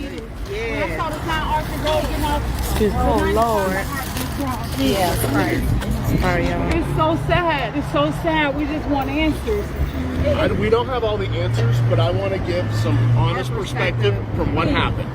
We were at Texas Roadhouse. And for y'all that just joined, this is the nurse and her husband that tried to help my cousin. Yeah, I'm hoping so. Okay, fiance. But 5 o'clock, we left Texas Roadhouse, like 5:02. We were at this light behind a car. Yes. There was a red car in front of us. There was another guy involved too. Yes, I talked to him. Okay, you talked to him? Yes, Okay, I good. have his information. He pulls forward and he stops. I'm like, what's this guy doing? And I honk. And he turns his blinkers on. Like, okay, he's not working. We go around. We see someone's in the road. She's a nurse, so we immediately pull over. So where were you not to stop y'all? We were in this lane. The outside lane? His car would have been right here. He had the flashers on. We got here. We see his body. He was up there about. We get out. She immediately runs over. I had gloves in the car. She's checking in. You want to say what you initially saw? He had a pulse. Okay. He was breathing. I opened up his pupils to make sure his pupils were good. They were normal. Okay. He was kind of moving around a little bit, like he was kind of disoriented. And I kept saying, "Hey, I'm a nurse. My name's Brandy. Can I help you?" No response. Kind of just kept moving around a little bit. While she was on the ground, I was surveying the area. One of the things I want to mention, I believe you said he always had 2 phones on him. Yeah. 3. He had 3. Oh, 3. Yes, 3. He had his this is what I thought was suspicious, is there was his wallet and his phone. There was about $15 in cash, like laid out like this, as if to show this wasn't a robbery. It looked like someone set it there, like all nice. The wings were right by his feet. They hadn't been opened. The pizza was all over the road. The other thing I want to say, why was the car going this way if the pizza place is down that way? Right. That's the important thing I wanted to relate. They should not have been coming that way with fresh food. And their hotel was over here. Yeah. So they were coming back, which didn't make sense with that story. But we called Thank you. We called 911. By the way, I heard the report there was a homeless person who saw something. I was standing here, I didn't see anybody. So I just wanted to mention that. We kind of thought thought that was a robbery or something like that. So we were trying to be super careful, wondering if there was anybody around. And we didn't see anybody. I told the guy that had pulled over that had the flashers on, I told him, I said, call 911 right now. Yeah, I said, have you called 911 yet? He said, no. I said, call right now. And guess what? So, He reached out to me. Good. And he said that Thank you, Philly Girl Juice. he was grunting when he Yes. walked over to him. As he pulled over, he saw paper in the road, so he slowed down. Then he saw a body. He said he thought it was a homeless person in the street, but he got out his car and realized the paper was money, not paper. And that's when he said he picked the money up to put it back in his wallet. Okay, well, there you go. So at the end of the Maybe day, he he did said, that. you pulled up. But he said when he walked over to him, he was just grunting and moving. Like kind of We got out right after he did, so Yeah, so it's very right little there. time. Yes, very little time. What I want you to When check you out. say 15 minutes. Hold on. What do you want? I know exactly where he was, but what do you want me to check What I want you to check out is find out when 911 got the call, and find out That I am Tatiana. These two are the boyfriend and girlfriend. The woman is a nurse. They're the ones that they found him. However, there are reports that there was a homeless who also who actually witnessed Tyrone getting out of the vehicle. However, that hasn't been verified because I haven't seen heard the homeless man say anything. Obviously, we haven't seen any statements, any official statements saying with the homeless person. But people are saying that a homeless man, I guess, reported at some point that he saw Tyrone get out of the car, and when he got out, he staggered and fell. That was the report from the alleged report. The third witness that found him first. when the ambulance left, because she arrived about 2 minutes before the ambulance did. So before the ambulance? The ambulance was already here. And you talking about the Okay, I see what you're talking about now, Tatiana. I get what you're saying, because these two are saying that once they pulled up that there was someone else out there with his blinkers on who had not yet called the police. So I don't know who that other witness is. However, I'm just going to assume that this is an assumption. If he hadn't even called the police yet and he was still in his car with the blinkers on, he probably had not got a chance to scope out what really happened. So he probably didn't see much of anything. That's what I think. I don't think that he saw the incident. Otherwise, I think he would have been called the police. she showed up, and the thing that I talk about is I don't know if she was driving or someone else was driving. She alleges she was driving. I'm going to say this. I have a lot of first responders in my family. I've been in a lot of these situations. When someone has a loved one that's on the street like that, you come up and you're like, oh my God, what happened? Is he okay? I was up at the gas station. I was waiting for him. I sure hope he's okay. Do you hear that? She was not she wasn't hysterical. She wasn't crying. She was composed and calm. And immediately started to explain herself. One that's on the street like that, you come up and you're like, oh my God, what happened? Is he okay? I was up at the gas station. I was waiting for him. I sure hope he's okay. That's why I wanted to talk to you guys. She showed up to give her story to make sure it was set straight. It was not like, where is he? Is he okay? I'll be in there with him. It was nothing. I was nothing like that. There was no concern on her at all. And I told that to the police at the moment, and Yes, and here's the thing. January 6th, Gainesville, Gilchrist. No, Gainesville, I'm targeting just y'all. Thank you, Virtuous Judah. I appreciate that, hon. This guy, he reached out to me right after it happened. I had 400 and something messages in my inbox going live. Something say on January 6th, check your messages. And the guy said I was the first one on the scene, and they joined me. They say the nurse was not my wife or my girlfriend. They came in another car afterwards. I said, let me ask you a question. Did you talk to the police? He said, I gave them my number. I gave the detectives and the police on the scene, and they never called to this day. They told the Davis family, we've been reaching out to this day. Gainesville police has not spoken with these two people from what she just said. Him, but we couldn't get an answer. They also said that they wanted answers. This is my cousin Daddy, y'all. Thank you so much. Thank you so much. Thank you so much. That's Tyrone's father. Thank you, my brother. Thank you so much. Yes, God is in the mix. We asked the detective. We asked that first guy that robbed, witness number one. No, I love this auntie, y'all. I love this auntie. She is stepping behind her nephew. You hear me? She is stepping behind her nephew. I love this auntie. I want y'all to give me a briefing on what y'all were and what y'all saw. Okay, we've been all the time. We've been catching Tasha. We were at this light. We come through. There was a car in front of us. Hold on. I am. Okay, He turned his blinkers on, so we went around him. We go around him. We see he didn't stop because his car was broken, but there was someone in the road. She's a nurse. That's her job. She says, we got to get out and help them. We get out. She goes up and helps him. I'm securing the scene, making sure it's safe. I didn't see anybody else around. We must have been there. I don't know the timeline. I gave Tasha some information that could help figure out the timeline. Yes. Because we called 911 less than a minute after the other gentleman called 911. Just a minute. Yes, sir. And she assessed him. She stabilized him. She made sure his neck was okay. We got him out of the road and moved him to the side. Yes, sir. I did see on the ground, right by him was his wallet with money sticking out, a cell phone. He had his wings. Thank you, Stephanie Maxwell. Appreciate you. The pizza was all over the place. And what I told them is what I thought was weird is the pizza place is that way. And you had fresh hot food. Why were they going this way again if the hotel was over there? That didn't make sense to me. There's a lot of things in this consistencies that don't make sense. Like I say, okay, go ahead. Okay, so as we're there, we might have been there 15, 20 minutes. I don't know the timeline.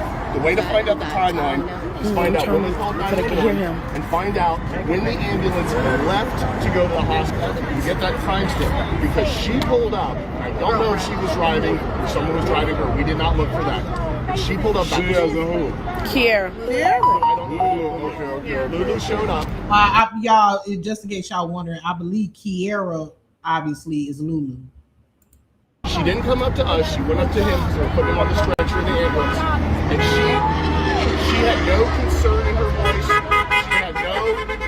If she was on the side of the road and I drove up, I would be like, oh my God, what happened? Is he okay? She was not like that. She was there to get her story straight. That's all she did. She kept repeating. It's like she rehearsed in her mind. She's like, get my story. Tasha, come out. Go live. Let this man. This is right here. This right here. Hold on. Let us speak. Go ahead. And that's what I was saying. Repeat that last word. It was the fact that she showed up. And by the way, she got that boot on her foot. She was moving pretty quick. He laid. First of all, I love these witnesses right here too because they already know Lulu on bullshit. Okay, they already know Lulu on bullshit. Period. Because he is not just the thing about him. This guy here, I'm loving him because he's not just telling the story. He's telling what happened, but he's also pointing out the suspicious behavior. She showed up. We don't know if somebody was driving her or not. We don't know. He said she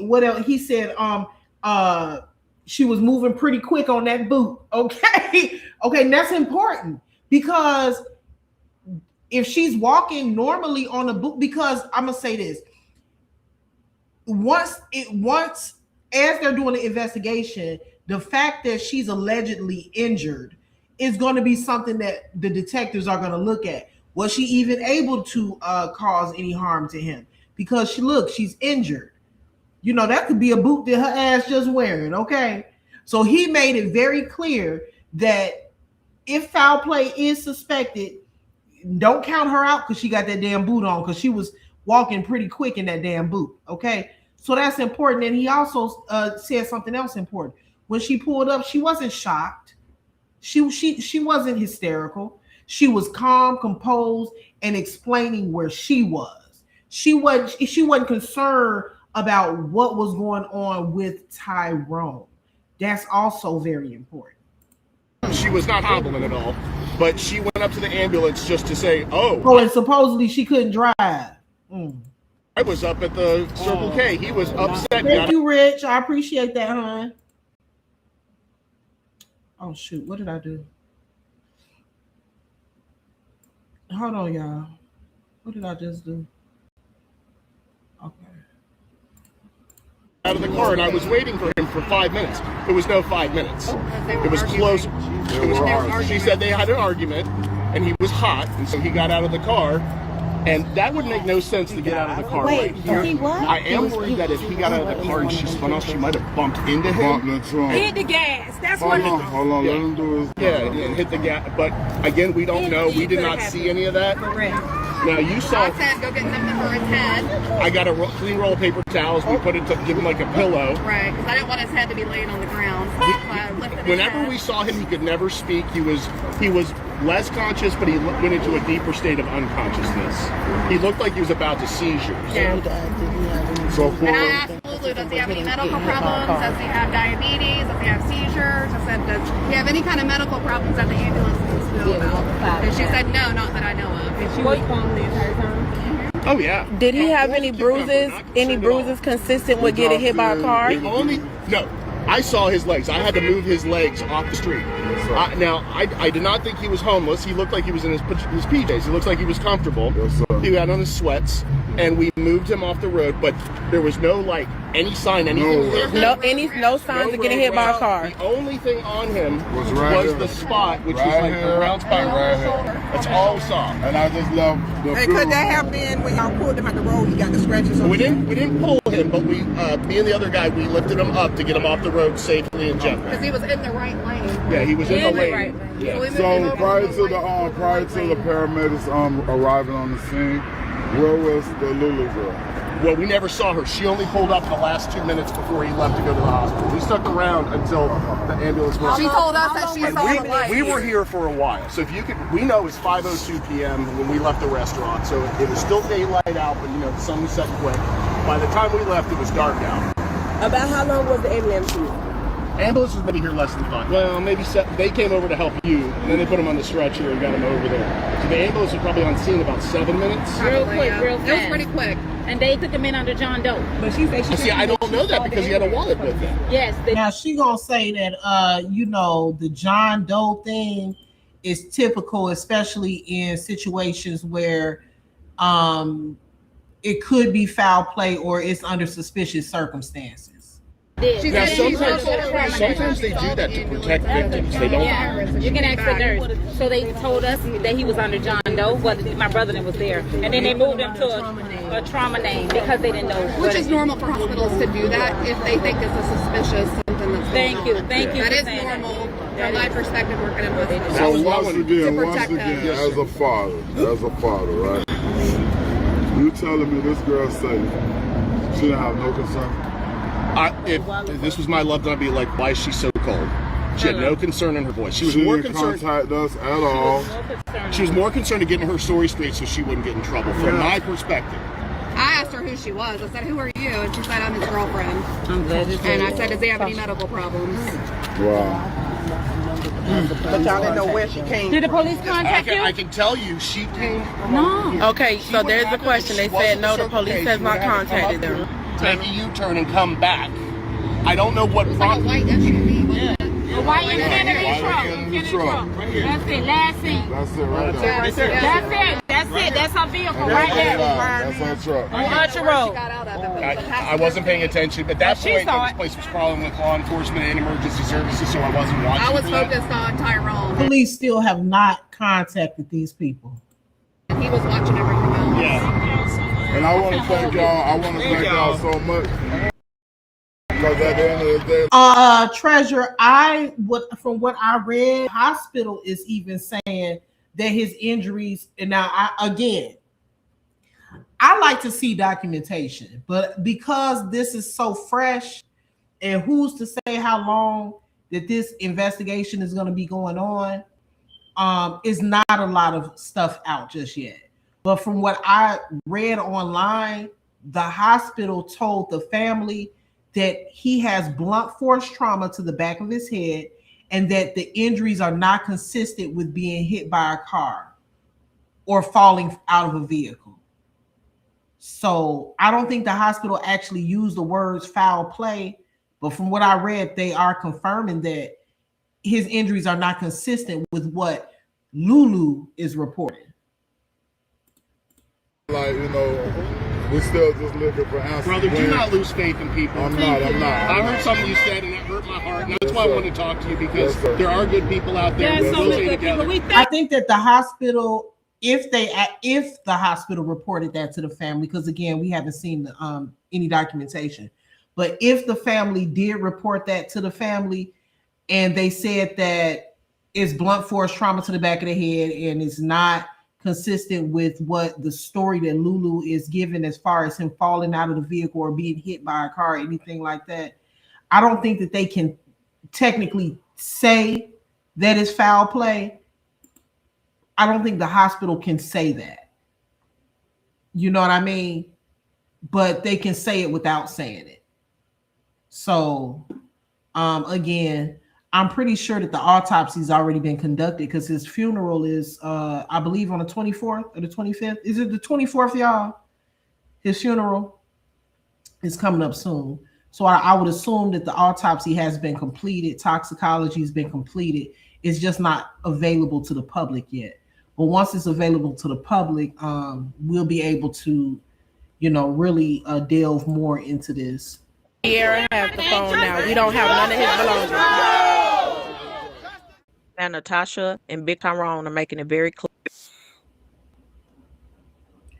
So y'all, that's where we are at the present moment. Okay, so that's the latest update. And moving forward, I'm going to keep on bringing updates to you guys, you know, with this case as I get them. But that's the latest update, that these two, that during the protest, the two people who were actually there at the scene of the crime, as you guys saw, the nurse at the scene of the crime and the boyfriend kind of gave an account of what they saw on that day, what they did to help Tyrone. And they even spoke on the behavior of Lulu, which I think is really important. So I'm glad they came forward. Thank you, Madus. Madu said, there's no way that you're driving away after the person that you love jumps out of a moving vehicle. You're going to ensure that they're straight. Yeah, and then I could even see him getting out the car because he mad and the car is at a complete stop. And then you drove off because you pissed off, but you come right on back. You was just trying to scare him. See, people do shit like that. But for you to report that your car was still moving when he got out, you had to know that that's extremely dangerous. But like I told you guys, I personally, and I use certain words on purpose, okay? Nobody can say I'm spreading any rumors. Nobody can say that I'm lying on these people. Nobody can say I'm jumping to conclusions, because certain words I use intentionally. And one of those words I use a lot, especially when a case is fresh, is I believe.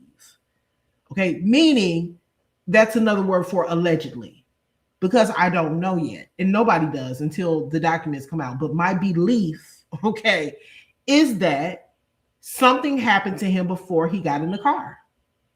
That's just what I think. And it was my belief was confirmed when the auntie stated that the neighbors at the neighboring cabin heard an argument. However, they didn't see anything, but it sounded like Lulu was the aggressor. And then the neighbor also went on to say they witnessed Lulu by herself with her boot on her foot, moving items back and forth from the car, from the cabin to the car, from the cabin to the car. So something is not right here. So I personally believe something happened to him before ever getting into the car. That's what I think. I told y'all what I believe. I believe that she thought that Tyrone was already deceased once she put him in the car. Okay, that's what I think.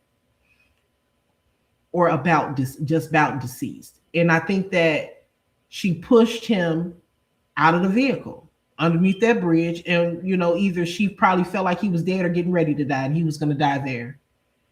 And she didn't want to completely leave the area. Think about it, y'all. I think she didn't want to completely leave the area because she knew what she had just done. And she probably knew maybe somebody would discover his body. So she stayed a safe distance away from him, but just close enough to where if she needed to come back to see what happened, she could. Mind you, she was at a gas station 5 minutes away, just sitting there. Come on now. She wanted to be close enough, not too far away, because she wanted to know what she had done and the gravity of what was going to happen in the situation that she was in. She didn't just want to just leave. So she went to the gas station, which was up the road 5 minutes. That's what I believe. That's what I think happened. Again, they crazy as hell for not taking her car into evidence. I just don't understand that at all. That should have been protocol. First thing, take that car into evidence. You saying he fell out the car? We got to verify that. Or you saying he got out the car on his own? We got to verify that. Yeah, sitting back and watching the scene, Nola Bunny, but she wasn't too close. She was in a location where people could say that it didn't look unusual for her to be sitting there. She was at a gas station. Plenty of cars at the gas station. She wasn't just lurking down the road. She was at a gas station. She was close enough to where she could start seeing the ambulances going that way. She knew what she was doing, in my opinion. Y'all, I'm gonna drop the link in a minute, but I'm only gonna be live for maybe another 15 minutes or so. But I did want to drop the link, but I want to show y'all this, y'all. Hold on. This is the outfit I was talking about. Y'all probably seen it already. I'm just now getting into this. This is the outfit I'm talking about, y'all. He literally, I've never seen anybody do anything like this. He was, I don't want to say obsessed. That's not a nice word. He was overly infatuated with this woman. I believe that's just what I think, y'all. I'm not trying to say anything negative about him, but like I said in the beginning of my live stream, you do have to be careful, as a man or a woman, when you're dating somebody, the feeling should be mutual. There should be reciprocity in the relationship, not just reciprocity like in material things, but also emotional wise, feelings wise, like, and from the videos that I watched, the content that he posted, from just looking overall, just looking at his Facebook page, I saw a lot of him pouring into her, monetarily and emotionally, and I saw a lot of receiving on her end. And what I said, in the beginning of my live stream is that when you start a relationship like this, you have to be very careful because a person can fall in love with your hand and not your heart. So they're in love with what you can do for them. They're in love with how you can provide for them. They're in love with the fancy vacations and the trips and the fact that they don't have to pay any bills and you got it all, and they're comfortable. And some people also find comfort in knowing that you're crazy about them.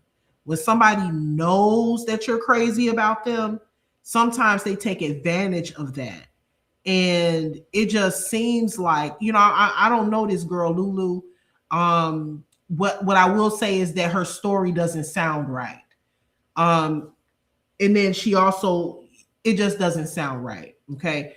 But what I will say is from his behavior before his passing, from what I see of their relationship, it appears that he loves her far more than she loves him, to put it plainly.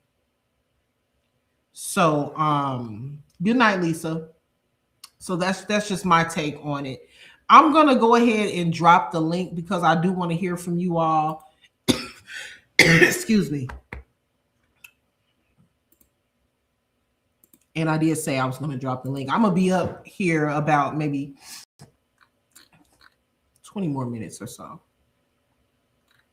Let's see. See what you guys think. Even the aunt said he went unusually. I did hear the aunt say that. The aunt said that he did things that were not normal for him to do. He did things that were outside of his character. So I think that he was really in love with her. But I don't know if he was in love with her for the right reasons. But that's just my opinion. I mean, she's a beautiful woman, very beautiful. I'm gonna keep that part to myself. I'm gonna wait. It's too early to say that. Hey, Malik. Hey, What's going on? What you think about this case? I think she did it. I really do. I think it's It's over too obvious. many. Too. Yeah, and then it's a lot. Cause when Now, I Malik, spoke on, since you up here, explain the situation to me regarding the cabin in the hotel. okay, so basically what was said was they left the cabin and they went to a hotel. That somebody say they say that she didn't like the cabin. She was unhappy with the cabin, so they went to a hotel. Now, what people were saying, they weren't sure because when I first seen what a near the overpass, it said that it's supposed to happen at 5 in the afternoon, which is a rush hour time. So that means the kids are getting out of school, people are going home from work. Right. Where he was found, there is a rail right there. Cause at first they made it seem like he got hit. I knew that didn't make sense because there's a whole rail right there. Ain't no car gonna hit. You would have. Right. Hold on, because I actually tried to put that location into because I don't have the exact location, but let me see. He was found. Let me see. He was right there. That where they was at, that's like a busy area. So Gainesville, you can either they're 5 hours away from Gainesville. In order for her to go that way, either two things, she went to that hospital. She was trying to get to the hospital, or she was going to hit that interstate and take that 5 hour drive Without him. without him. Yep. Damn. Because you gotta go. Now, what I've noticed is because a lot of people been over there. There's a lot of homeless people around that whole section because it's a lot of things over there. They panhandle right there. Uh-huh. He could have seen them, but it probably was a homeless person, but nobody probably seen him or know where he at because a lot of the homeless people are scared to say anything. They feel like if they say anything, they get in trouble, or it's like they scared because I seen one girl do a video and the lady was like, I don't know. Oh my God, I don't know. But I believe if she did do it, she left him there because of the fact is, it's homeless people there. So she was gonna make it set up like he was homeless or So something. she could try to make it. She could try to make it seem like, Mm-hmm. oh, he was hit by a homeless person or somebody Yep. that was out there did something to him. Yep, that's what Yep, that makes sense. Hey, Rich, what's going on, sis? Hey, how are you all? Hey, all Good. right. What you think about this case? Yeah, it's just disturbing. You know, I hit you up like, up, you gotta do it, you gotta do it. Cause Yeah. it's like so many different unanswered pieces to it. And they did say that, I mean, like you said, you think it happened at the cabin, but there's video, and Malish, correct me if I'm wrong. Didn't they say it's Mm-hmm. video of him at the hotel checking in and at the pizza Yep. place? And at the pizza place, it is a video. Yep. So Hold it's on. confusing, but they huh? There's video of him at the pizza place. And at the That's what, hotel. yes, and at the hotel. Have y'all seen it? No. I've Has seen anybody? video, but I'm not sure if that's real video. If this AI mess gets on my nerves, so I don't Right. know. Right. So we don't know if that's real video or not. So I can't say that, but they are saying that there is video. Um, but to your point, Upper, like, why is she unloading the cabin by herself? Yeah, that's what they said there too. Especially with the way that especially with the way that he treated her. From Exactly. my Ain't no man. Well, most men, and then him, the way, like you said, the way he treated her, he wasn't gonna let her do that because he didn't even want her to drive. Yeah. His friend did a video, and he said that Lulu was very, very like she was abusive. Nasty and yes, Yeah. I saw that And same video, manipulative. Malie. And then you got this lady that did. Everybody say the lady that did the t-shirts. Ain't nobody really listening to her because what she said really didn't make sense for her to say. But she took it back because the mama posted today justice for Dro, and she was hurt. So I was surprised because they saying, "Oh well, the mama's trying to get her information or whatever." And I said that could be true, but at first she was gonna let her go to the funeral. The family said no. Yeah, the father side. And I Yeah, think the mother is either, to your point, Malish, either trying to get information or it could be both, and she just grieving because this is her yeah, third son to yeah, be, pass away. Like, so that's got to be traumatic in itself. yeah. It is because she And said I she was believe hurt. he's like he was like her youngest son, right? If I'm not Yeah, mistaken. he was the youngest son. Yep. And then what's crazy though, why she didn't call one of the family members? Because from what I'm hearing, one of them lived in Gainesville. Mm. Mm-hmm. is this And the bridge? yep, that's it. Going to the This is interstate. Yeah, it. because you got. Okay, Yep. so hold on. Okay, so his body was found under here. Mm-hmm. But okay, On the so Melissa, side of I'm the road. confused. But I thought, okay, at first I thought it was under the bridge, but from what the couple stated, if you really listen to it, it wasn't completely under the bridge. It was like Like he kind was of placed there. back before, Mm-hmm. the overpass. Did Mm-hmm. you know? So that's what I'm confused. So she had to be okay. So this is my thought process. She had to be in the middle lane because he was Go found in the right lane. right. Be, Put and in because they moved his body over to the, Hold on, what direction? What direction am I going? go Am I going? put in Archer Road. Here's the. I That's did. it. Yeah, that's what I put. I put in. Click Um, on hold on. okay. Because it might be further down. But I know it's close to an interstate because where they were at, you jump I on the think you interstate. said like I-75 or something like I think that. so, yeah. Because you jump right on. I know that for sure. You jump right on the interstate and it take you where you got to go. If you going back towards Miami, she was going to turn right there and take all the way there to the Miami.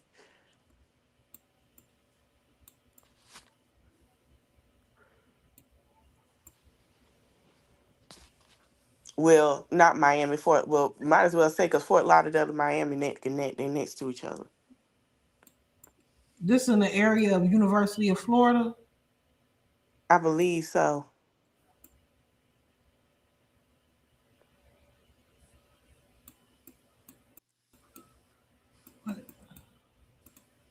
Because Trying it to figure out should be what like a Papa John's and a they hotel were and on all this that side stuff of over the. there. They were going this way on this side of the street. Yeah, so. So and then you said it was a busy street. This is a busy area, but the witnesses or the people that found him said it was Mm-hmm. nobody outside. I guess, and Mm-mm. it was 5 o'clock in the evening. Yeah. That's weird too, but Very weird because, like, Yeah. you know, when you see the family was just talking to the nurse and her boyfriend, you saw them cars going past, like, but Yeah. it's strange that even on the because it happened on a Saturday, right? Am I wrong? It's on a Saturday, so Right. people still go to work, or they probably had something to do. But what I'm gonna tell you is, if they seen him and people riding by, they saw him, they were gonna stop anyway, because they gonna one thing about they listen, they nosy, they gonna jump out their car. They don't care, they jumping out their car. They gonna stop, they gonna pull over, especially something like that. Yeah, they pulling out over because they don't want nobody to get hurt. Right. Anybody know what hospital he was at? No. I looked up to see where was the closest hospital, but it Does it say Florida North Hospital? I'm trying to see something.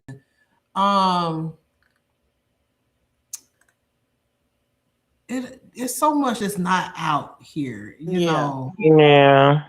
The fact that hold on, where am I at? Okay, so I'm right here. This is me, this yellow person, and she was actually going in the direction of the hospital. She had to That's be. right, Upper, like you said. I feel like too that she was finna maybe try to get Take him him to the down. hospital or something. And then she feel like, oh, dang, he ain't finna make it, like he's struggling. Okay, they go to And gas station right there at the bottom. So she Where? was at right next to it, looking like that trail. That's the gas station. oh, Right. I don't see. Hold on, what we looking at? so you see all the pictures at the bottom upper. She's saying you see where that grass is at. Then it's like it look like a store. Oh, right here. Go over to your right. Yeah, Let me there, see. there. No, the next one. This Go one. back. Right, Yeah, yeah. yeah, Click yeah. on No, that one. this is not a gas station. Okay, it looked like it was. But see, the way that she was traveling was She probably going was. towards there's a hospital right here, and then if she would have went further down, there's this well, this I think this is all the same. Yeah, HCA Yeah, Florida West, I HCA think Florida that's West what he was Hospital. at.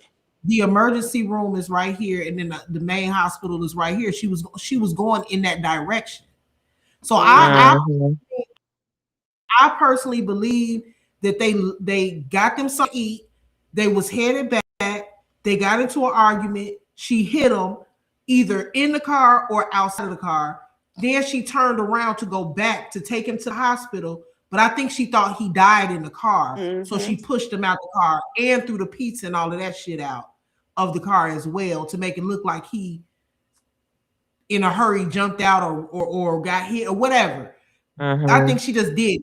And then she went to the gas station because if you listen to the guy that found them, he said it don't even make sense they'll be going. Why would she go to Papa John's when there's fresh pizza? Because she wasn't going there. That's not where she was going. I believe she was going to the hospital because she went to the gas station and sat there for what? Yeah. They said about 5 minutes because it wasn't long before the ambulance got there. Because she So told two different we lies. working with like a 10, 12-minute frame here. Yeah, It because wasn't long. the hospital right up the street. She said he slipped and fell at the gas station.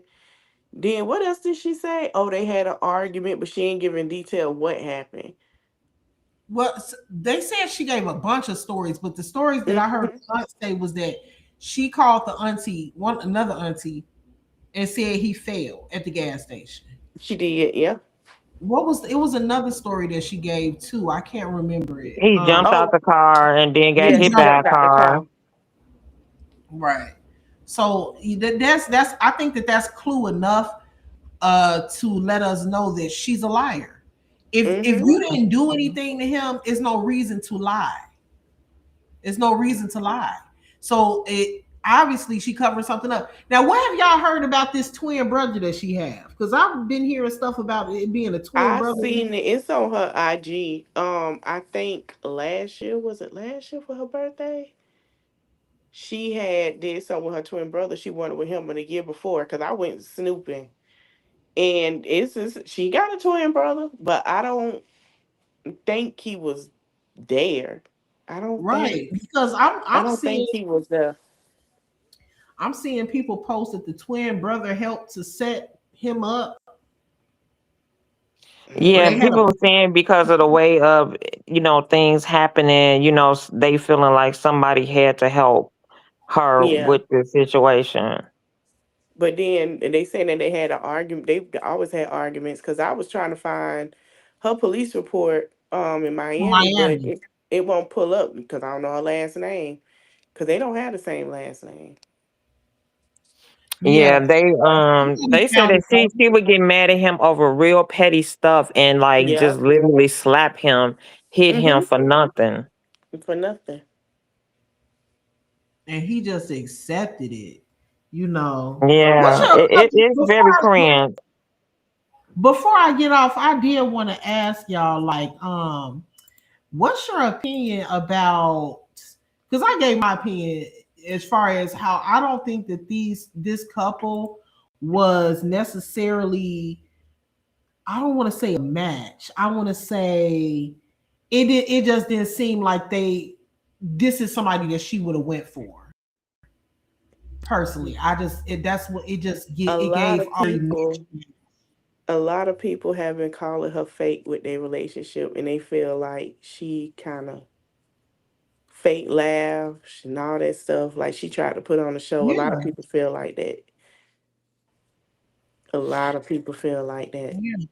Yeah, I agree too. Like, I've heard and saw some things where they said that, like she kind of sought him out because, I think Mm-hmm. he had posted up another relationship he was in and kind of showed Is how it he you treated people, he treated sound like you women and breaking up a little bit, Rich, or is um it can you me?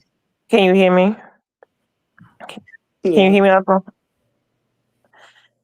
Um I saw where can you hear me, Upper? Malish, can you hear me? I can hear you. Maybe it's Upper then. I think I think it was me. Upper. Go ahead. I'm sorry. Okay. Can you hear me No, now?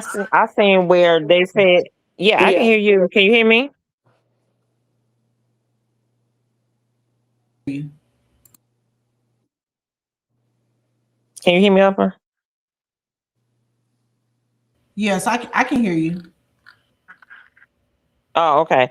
No, I said I think she kind of sought him out. That's just my opinion because I think where he did post another relationship that he had, and he treated women very well, and I think that she liked that, and she seems like the type of person that is very she wants lavish things.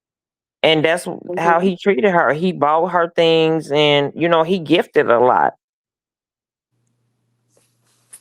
Trips and But I think everything. I just And is she my just audio she was just so phony, like her laugh.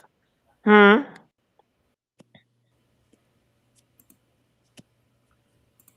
my audio is acting crazy. Hold on. Okay.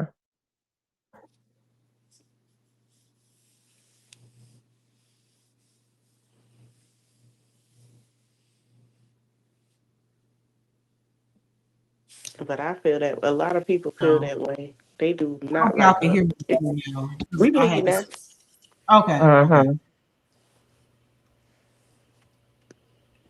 Yeah, I just don't think I agree I heard everything Rich was saying. I don't think y'all were hearing me that well. But what I was saying was I think that he overcompensated because he knew that he wasn't her type. I just really do. I think that he knew that don't you know how some guys kind of feel like, oh, I hit the jackpot with this one because any other, Mm-hmm. this is not who would typically go for me. So, that's I think he felt like that, and that's why he went above. He went like super above and beyond Yeah, because he felt like, oh, I better not mess this one up. yeah. Yeah, So I feel the same way. It was a little cringe because like her laugh, it was just too phony. Like at the cabin. Right. yeah, it was the whole. It I was was so like, cringe. is that just how she laughs or what? Or I don't Cause, know. Maybe it just sounded fake. It was like you said, cringe, mm-hmm. very cringe. But thank you all for coming up, you guys. You're welcome. I'm going to end the lives. I'm getting tired, y'all, but I'll be back as soon as we hear an update. Hopefully, hopefully I don't know how they do things in Florida, but I would assume that once they get the autopsy back, that they will release it to the public so that everybody can Right. see the autopsy. I I'm sure they will. Now the Natasha got on her page that the daddy called a medical examiner, and she did say on the phone they still waiting. I don't know how Gainesville do, but I could tell y'all what, if it was Hillsborough County, Dade County, Fort Lauderdale, or Polk County, she would have been arrested right then and there, and they would have checked her car. Yeah, Mm. I Everybody. just don't understand how they. First of all, I when you say that, that's the least they could have done was arrested her, because we Yeah. know we know that they can't hold her for too long, especially Right. not any proof of anything, just speculation. But the least they could have done was arrested her and took her To the car. vehicle even Mm-hmm. for for evidence. They didn't do anything. They didn't take her. They haven't talked to the people that initially saw the body, and they probably haven't even found the witness that was there before those two people arrived. They didn't take the car in. I don't even know if the police went to the hotel or to the cabin to see if there's any blood evidence, anything, weapon, anything. It just, I don't, they say that there is an active investigation, but it don't seem like they're doing much investigation. Mm-mm. I don't So think so either. Yeah. But thank you for having us up. I just want to say this one last thing. People have to think about, okay, she claimed 25 miles per hour. He jumped out the car. Mm-hmm. If that happened, okay, we just gonna say if that happened, and he did get another car came hit him and kept going, he would have body injury.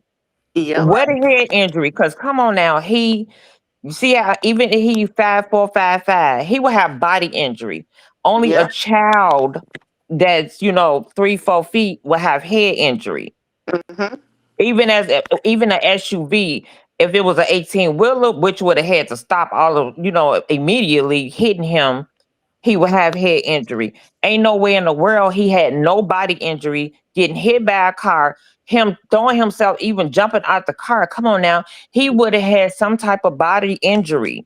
It's just Marks head. or something. It exactly. That just don't make sense. Y'all, people have to think about that. And all of these people, these police do their investigation because they just doing a piss poor job, and I hate Yeah. it.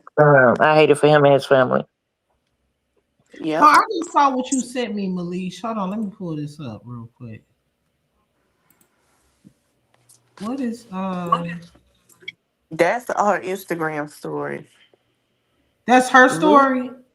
yeah, Lulu go on IG every once in a while. What I noticed with her, she'll post something about something. She posted that after the lady claimed allegedly that Tyrone was putting his hands on Lulu. That's what she posted. When a woman claims some who said that? The lady with that made the t-shirts for the mama side, she Uh-huh. say she didn't get paid, and she was like she know them, and he used to just smack her in the face and all this crazy stuff. What don't make sense to me is she coming out with all these stories, but this is what Lulu said. Lulu said, Lulu took a screenshot of their text thread where Dro or Tyrone said, "You are everything that I prayed for in a woman. I swear I'm gonna make you my wife, woman." And she said, "You just gave me the biggest smile. I love you so much." And she said, "I'm dead ass." He said, "I'm dead ass queen. I love and appreciate the shit out of you. I miss you so effing much." And then she posted in her story, 5.5 years in a long distance relationship. I was patiently waiting for you to come home to me, baby. This was recent. Yeah, like 2-3 days ago. You had I thought too. on her She'll post Instagram. it on her Mm-hmm. Instagram or her TikTok. She'll post in the comment that you showed that she made. That was TikTok. She'll post every now and then. If somebody say something, she'll post. If nobody say nothing, she not going. She said we did not want to be newlyweds or pregnant while he was still away. He wanted to be physically here so that he was able to be there for me every step of the way in our next chapter. But now I wish we never decided to wait because he was a truck driver, right? Mm-hmm. And I feel like she's posting this stuff to obviously like their relationship was so good that she would never do anything to him. But there is documentation showing that there was violence in their relationship, and from what I'm hearing, it was a situation that happened recently in Miami where she put her hands on him or something like that.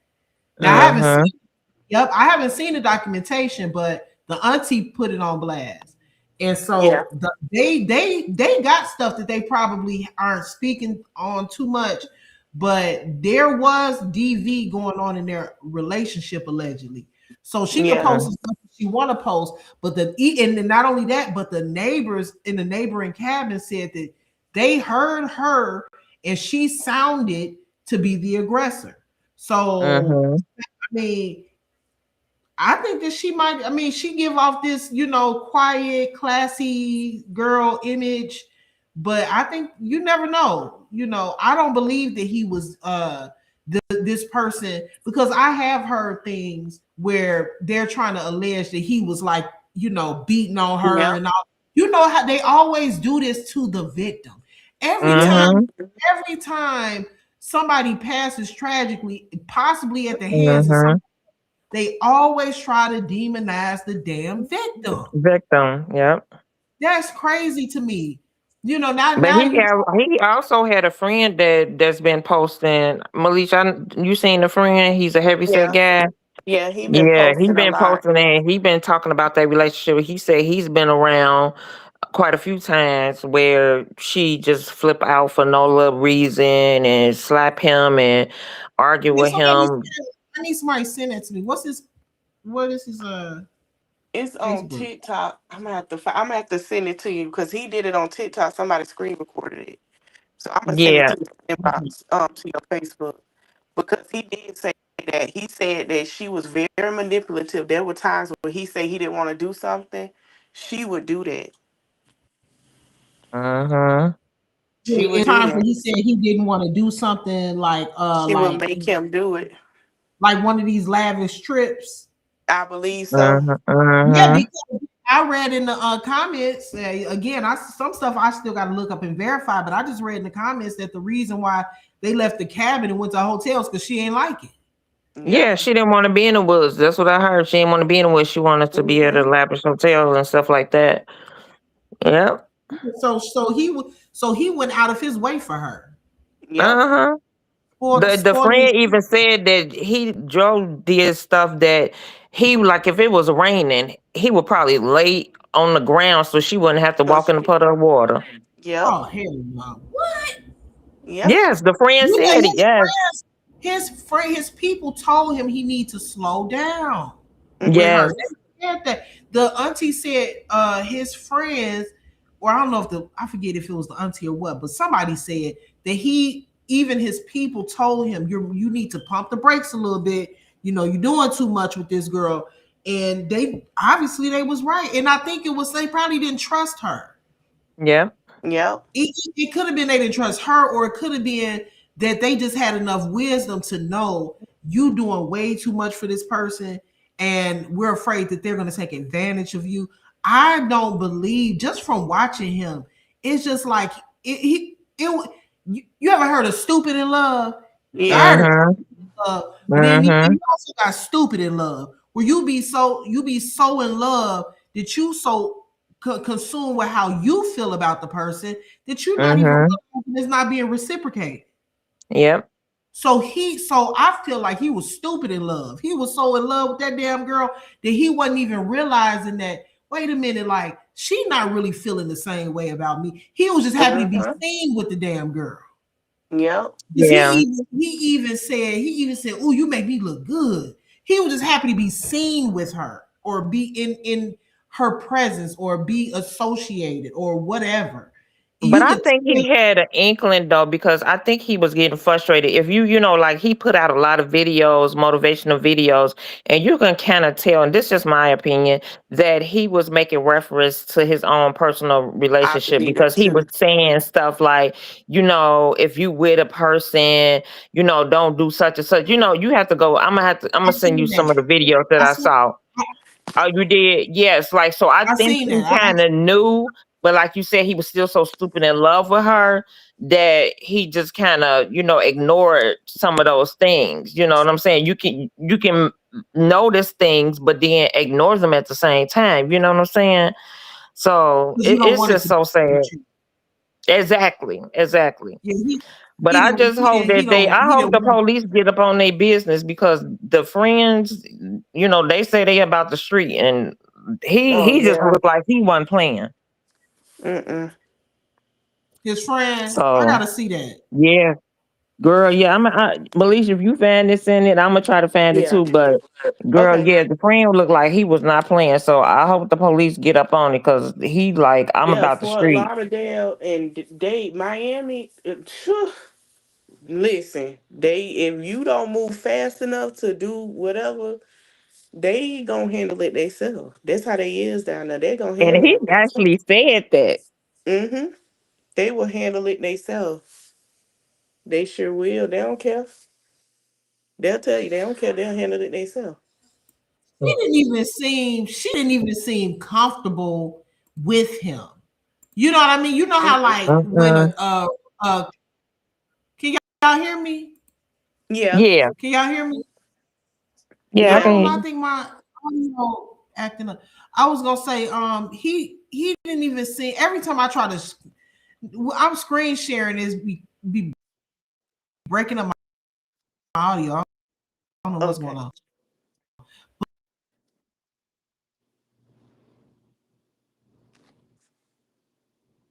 Fuck Damn, it. I what don't else? even want to. Fuck it, y'all. But yes. I ain't even gonna play it. Can y'all hear me? Yeah. Yeah. I ain't even gonna play. Okay. Well, I'm not. She gone. Maurice. Damn, I'm Oh, there she blown gone. down. Y'all can hear me? Yeah. Yeah. I was gonna play that video, but when I pulled it up, my audio instantly started acting crazy, so I'm not even gonna play it. So I guess that's a hint for me to get my ass off. Shit, it is getting late. So, Okay. Good night, y'all. good night. Good Thanks for night. coming up and joining the panel. You You guys. welcome. I look All right. forward to doing more updates, and I'm gonna have a panel again sometimes this week if you guys want to come back on this story. Okay I then. definitely will love All right, it. All right. all All right, right. see y'all. Okay, Bye. all right, everybody. Thank you for joining me tonight. And sharing your perspective about the story. It was really good to see you guys in the comments. It was good having the two ladies up on the panel to talk about what you guys think happened. So I'm gonna keep my eyes open to see what comes out. I did see a comment earlier that said something along the lines of the autopsy has been completed, which is possible, but they haven't shared it with the public. So they haven't shared it with the public. So as soon as they share the autopsy with the public, I do want to come back and react to it. I did look some before I get off, I want to share this one last thing with you guys. Let me see if I can find it. Hold on.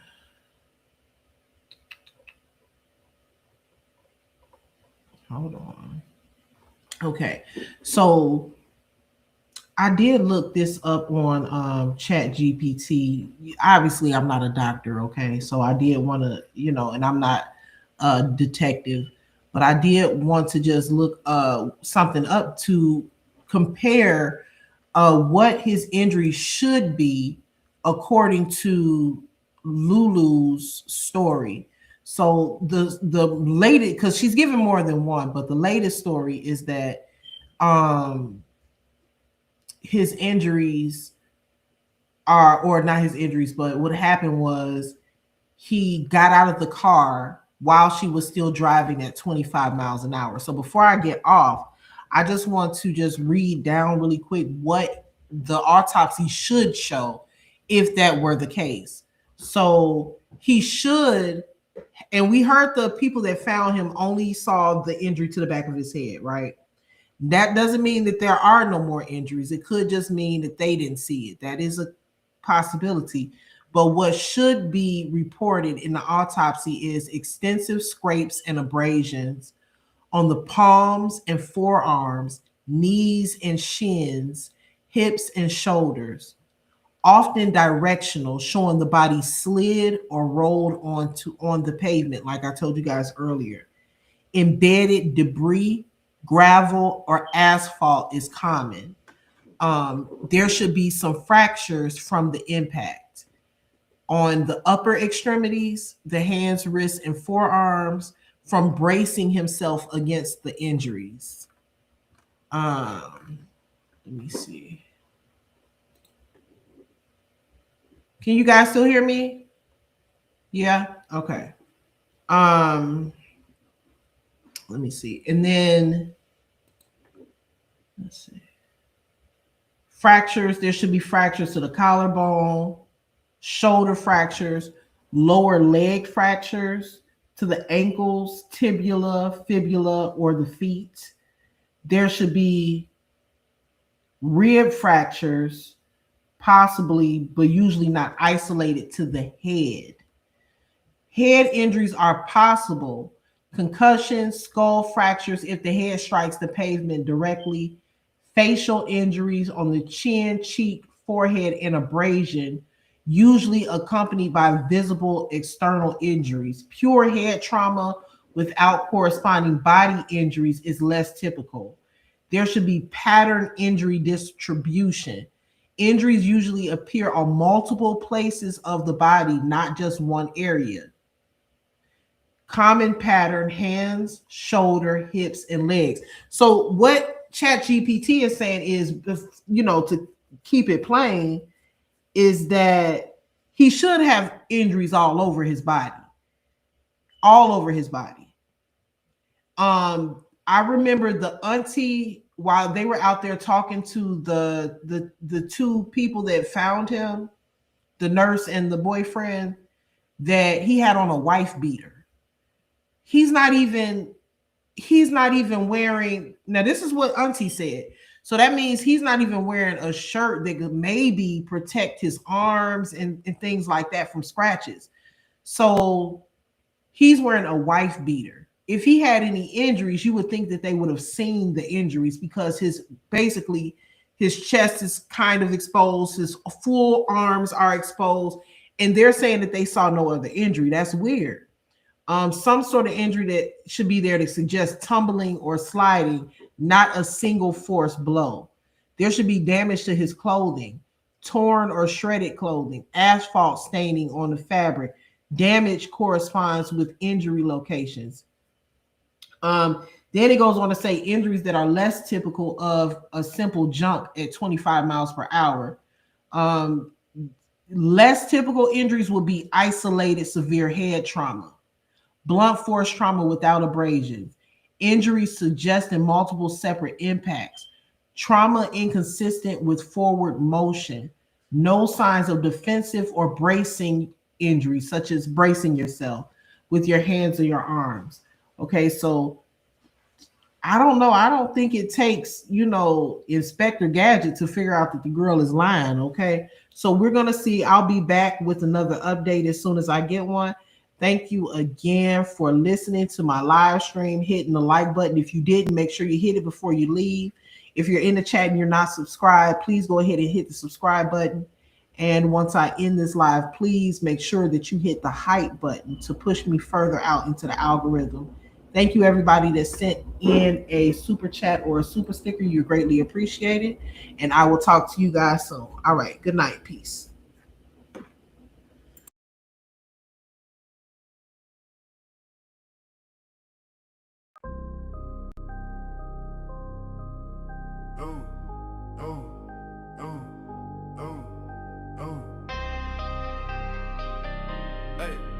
I got a lady.